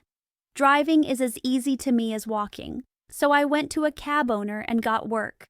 I had to bring him a set sum each week. What I earned above that was mine. There was seldom much extra, but I got by. The hardest thing was to learn the city. Of all the puzzles in the world, this one is the worst. I kept a map by me. After I marked the big hotels and stations, I did better. It took time to find where my two gentlemen lived. I asked and asked until I found them. They were in a boarding house in Camberwell, on the far side of the river. Once I found them, I knew I had them. I had grown my beard. They could not know me. I would follow them and wait. I would not let them escape again. Even then, they almost did. Wherever they went in London, I was there behind them. Sometimes I followed on foot. Sometimes I followed with my cab. The cab was best. Then they could not shake me. I earned money only early morning or late at night. I fell behind with the owner. I did not care, as long as I kept those men in sight. They were very clever. They may have feared a chase. They never went out alone and never after dark. For 2 weeks I followed them every day. They never once split apart. Drebber was drunk half the time. Stangerson stayed sharp. I watched day and night. I saw no chance. Still, I did not lose heart. I felt the time was near. My only fear was that my heart would burst before I finished. At last, one evening I drove up and down their street, Torquay Terrace. I saw a cab stop at their door. Luggage came out. Then Drebber and Stangerson came down and drove away. I whipped up my horse and kept them in sight. I was uneasy. I feared they were moving away.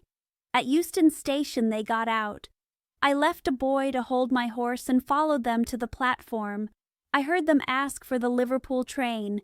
The guard said one had just gone. The next would be in some hours. Stangerson was unhappy.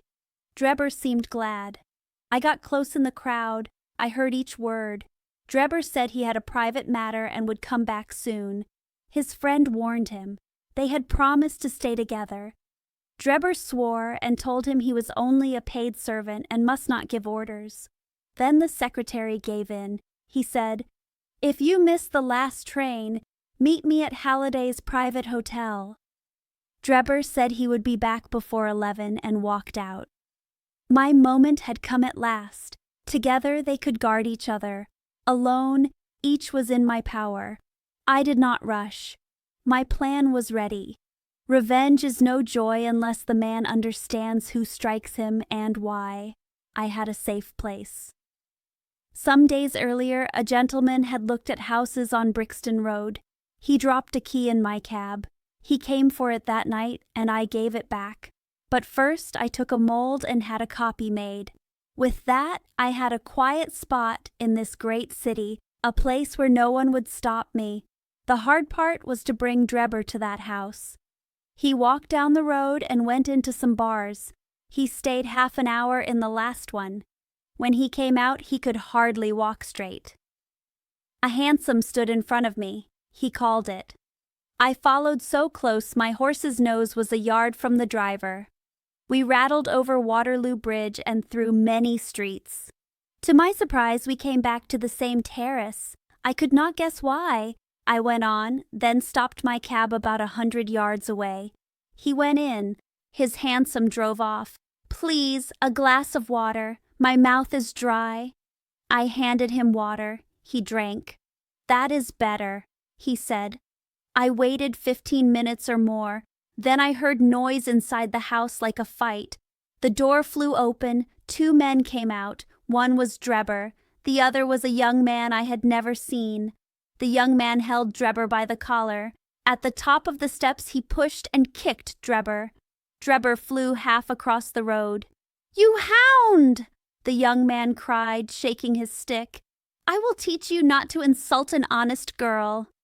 He was so angry, I think he would have beaten Drebber if the coward had not run. Drebber ran to the corner. He saw my cab. He called me and jumped in. "Halliday's private hotel," he said. When he was inside my cab, my heart leapt for joy. I feared my bad heart would burst. I drove slowly and thought, I could take him to the country. In some empty lane I could have my last talk with him. I almost chose that. Then he chose for me. The drink craving took him again. He told me to stop at a gin palace. He went in and told me to wait. He stayed until closing time. When he came out, he was so drunk I knew the game was mine. I did not plan to kill him in cold blood. It would have been strict justice, but I could not do it that way. I had decided long ago that he should have a small chance. In America, I once worked as a cleaner and porter in the lab at York College. One day, a professor taught about poisons. He showed the students an alkaloid from a South American arrow poison. He said the smallest grain meant instant death. I saw the bottle where he kept it. When they all left, I took a little. I was a fair hand at mixing. I made tiny, soluble pills. In each little box, I put one deadly pill and one harmless pill. I said to myself, when my day comes, each man shall draw from a box. I will take the pill he does not take. It would kill as surely as a shot, and more quietly. From that day, I always carried the pill boxes. Now the time had come. It was near 1 a.m. The night was wild and cold, with hard wind and heavy rain. Outside it was sad, but I was glad. So glad I could have shouted for joy. If any of you have wanted one thing for 20 years and at last touched it, you know how I felt. I lit a cigar to steady my hands. Still, my hands shook. My temples beat. As I drove, I saw old John Ferrier and sweet Lucy in the dark before me, smiling at me. All the way they rode ahead, one on each side of the horse, until I stopped at the house on Brixton Road. No one was there. I heard only the drip of the rain. I looked in the window. Drebber lay curled up, drunk. I shook his arm. "Time to get out," I said. "All right, cabby," he said. He must have thought we were at the hotel. He got out and followed me down the garden. I walked by him to keep him steady. At the door I opened it and led him into the front room. I swear to you, the father and daughter walked in front of us all the way. "It is very dark," he said, stamping. "We will have light," I said. I struck a match and lit a wax candle I had brought. "Now, Enoch Drebber," I said, turning the light on my face, "who am I?" He stared at me with dull, drunk eyes for a moment. Then terror jumped into them and shook his whole face. He knew me. He drew back. His face went pale. Sweat ran down his brow. His teeth hit together. I leaned my back on the door and laughed long. I knew revenge would be sweet. I did not know it would fill my whole heart like this. "You dog," I said. "I hunted you from Salt Lake City to St. Petersburg. You always slipped away. Now your road is done. Either you or I will not see the sun rise." He drew back more. He thought I was mad. I was, for a time. My temples beat like hammers. I think I would have had a fit, but blood ran from my nose and eased me. "What do you think of Lucy Ferrier now?" I cried. I locked the door and shook the key in his face. "Your punishment was slow, but it came." His coward lips shook. He would have begged, but he knew it was no use. "Will you murder me?" he stammered. "This is not murder," I said. "Who calls it murder to kill a mad dog? What mercy did you show my dear girl when you dragged her from her dead father and took her to your dirty harem?" "I did not kill her father," he cried. "But you broke her innocent heart," I yelled. I held out the little box. "Let God judge between us. Choose and eat. One is death, one is life. I will take the one you leave. Let us see if there is justice on earth or just chance." He cowered. He cried. He prayed. I took out my knife and held it at his throat until he chose. Then I swallowed the other pill. We stood and looked at each other in silence for a minute, waiting to see who would live. I will never forget his face when the first pain told him the poison was working. I laughed and held Lucy's ring before his eyes. It was only a moment. The alkaloid acts fast. Pain twisted his face. He stretched out his hands. He staggered. With a hoarse cry, he fell. I turned him with my foot and put my hand on his heart. No movement. He was dead. Blood ran from my nose, but I had ignored it. I do not know why I wrote on the wall with it. Maybe I wanted to fool the police for fun. I felt happy and light. I remembered a German found in New York with RACHE written above him. The papers said secret groups had killed him. I thought what puzzled New York might puzzle London. I dipped my finger in my own blood and wrote it on the wall. Then I went back to my cab. No one was around. The night was still wild. I had driven some way when I felt for Lucy's ring. It was gone. I was shocked. It was my only keepsake of her. I thought I dropped it when I bent over Drebber. I turned back. I left my cab in a side street and went straight to the house. I was ready to risk anything rather than lose the ring. At the door, I walked right into a police officer. He was coming out. I made him think I was very drunk. He let me go. That is how Enoch Drebber died. All I had left was to do the same for Stangerson and pay John Ferrier's debt. I knew Stangerson was at Halliday's private hotel. I waited all day. He did not come out. I think he guessed something when Drebber did not show up. He was cunning and careful. If he thought he could stop me by staying inside, he was wrong. I found his bedroom window. Early next morning, I used some ladders from the lane behind the hotel. I climbed in at dawn. I woke him. I told him his hour had come. I told him how Drebber died and gave him the same choice of pills. He did not take the chance. He jumped from his bed and grabbed my throat. I stabbed him in the heart to save myself. It would have ended the same way. God would not let his guilty hand pick the safe pill. I have little more to add, and I am very tired. I drove my cab a day or so more. I planned to save money and go back to America. I stood in the yard when a ragged boy asked if there was a cabbie named Jefferson Hope. He said a gentleman at 221B Baker Street wanted his cab. I went there. I did not fear harm.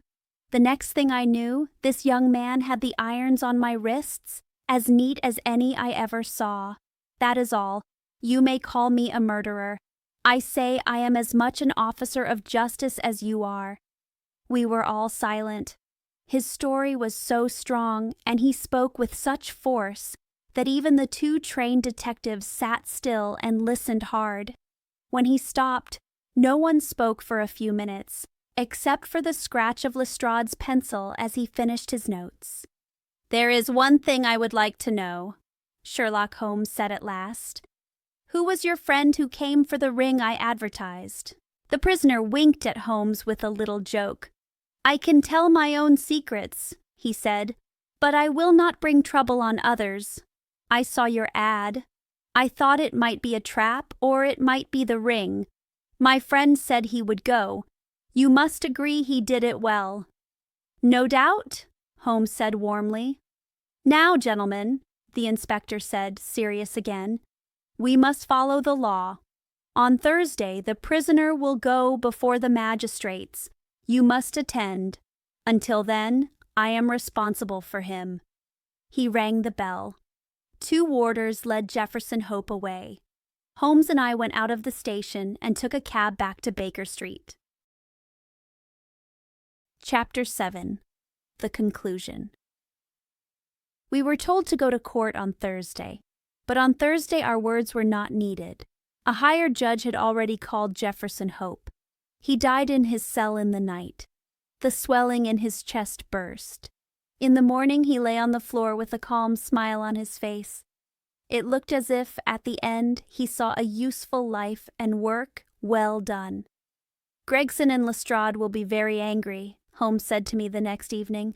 "Where is their big show now?" "I don't think they did much to catch him," I said. "What you truly do does not matter much in this world," Holmes said, a little bitter. "What matters is what people can be made to believe. Never mind," he added more brightly. "I would not have missed this case for anything. It was the best case I can remember. It was simple, and it taught many good lessons." "Simple?" I cried. "Well, yes," said Sherlock Holmes with a smile. "It was simple inside. Look at the proof. With only a few plain thoughts, I caught the man in 3 days." "That is true," I said. "I told you before," he went on, "that what is strange often helps instead of blocking us. The great skill is to reason backwards. Many people do not practice that. In daily life, people reason forwards. So the other way is forgotten. 50 can put facts together and guess what will happen. Only 1 in 50 can be told a result and work out, step by step, what must have happened first. That is what I call reasoning backwards." "I see," I said. "In this case we were given the end," he said, "and we had to find all the steps. Now I will show you my steps." I came to the house on foot. My mind was clear. I looked first at the road. I saw the marks of a cab. I checked and learned a cab had been there in the night. I knew it was a cab and not a private carriage because the wheels were close together. A London cab is narrower than a gentleman's brougham. That was my first point. I walked slowly down the garden path. The path was clay. Clay shows marks very well. To you it looked like one dirty line. To me, every mark had a meaning. Footsteps are a great science, and most people neglect it. I have studied it hard. I saw the heavy marks of the police. I also saw the earlier track of 2 men. I knew they came first because later feet had stepped on top of their marks. So I learned there were 2 night visitors. One had a long step. He was very tall. The other left small, neat boot marks. He was well dressed. In the house, this last idea was proved. The well-booted man lay dead. So the tall one had done the killing, if there was a killing. There was no wound on the body, but the face was full of fear. He had seen his death coming. Men who die from a sudden natural cause do not leave such a look. I smelled a sour odor on his lips. I concluded that poison had been forced on him. The fear and hate on his face showed it was forced. No other idea fit all the facts. Such a crime is not new. Others have done the same. Next came the reason. It was not robbery. Nothing was taken. Was it politics? Or a woman? Political killers do their work and flee. Here the man stayed a long time. His steps were all over the room. So it was a private wrong and a careful revenge. When we saw the writing on the wall, I was even more sure. That word was a trick. When the ring was found, the case was settled. The ring was used to remind the victim of a woman he had wronged. At that point, I asked Gregson if he had asked Cleveland a special question about Mr. Drebber's past. He had not. You remember that? I then searched the room closely. I confirmed the height of the murderer. I found more small facts, like his Trichinopoly cigar and the long nails of his fingers. There were no signs of a fight. The blood on the floor, then, was from the murderer's nose, broken by emotion. The blood drops matched his foot track. Only a very full-blooded man breaks out like that, so I guess the killer was strong and red-faced. Events proved I was right. When I left the house, I did what Gregson should have done. I sent a telegram to the head of police in Cleveland. I asked only about Enoch Drebber's marriage. The answer gave the key. It said Drebber had asked the law to protect him from an old rival in love named Jefferson Hope, and that Hope was in Europe. Now I had the clue. I only had to take the man. I had already decided that the man who walked in with Drebber was the same as the man who drove the cab. The horse had wandered in a way that showed no one held the reins. Where was the driver? He must have been inside the house. No sane man would do a crime in front of a third person who could tell. Also, if a man wished to follow another in London, what better than to be a cab driver?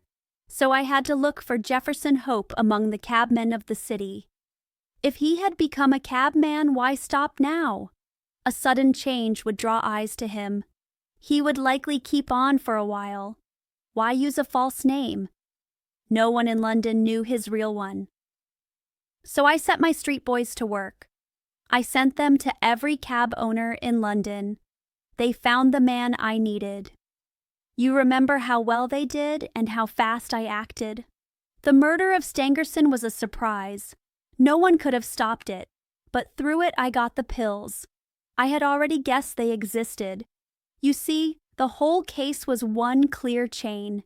Each link followed from the last. There was no break. "It is wonderful," I cried. "People should honor you for this. Will you publish the case? If you will not, I will do it for you." "You may do as you like, Doctor," Holmes said. "Look at this." He handed me the day's paper, the Echo. He pointed to a paragraph about the case. "The public," it said, "have lost a great show because of the death of Hope, who was suspected of killing Mr. Enoch Drebber and Mr. Joseph Stangerson. The true story may never be known now. We are told by good sources that the crime came from an old romantic fight of love and Mormon faith. It seems both men had once been Latter-day Saints, and Hope was also from Salt Lake City. The case shows the great skill of our detective police. It teaches foreigners to end their quarrels at home, not in Britain. It is an open secret that all the credit for the clever capture belongs to the famous Scotland Yard men, Mr. Lestrade and Mr. Gregson. The man was taken, it appears, in the rooms of a Mr. Sherlock Holmes, who, as an amateur, has shown some small talent. With such teachers, he may hope someday to reach a fair level. A gift from the public is expected for the two officers as a proper thank you. Did I not tell you this at the start? Holmes laughed. All our red study ends with a prize for them. Never mind, I said. I have written every fact in my journal. The public will learn the truth. For now, be happy with the knowledge of success. A Roman once said, "People hiss at me, but at home I smile to myself when I look at my money in the box."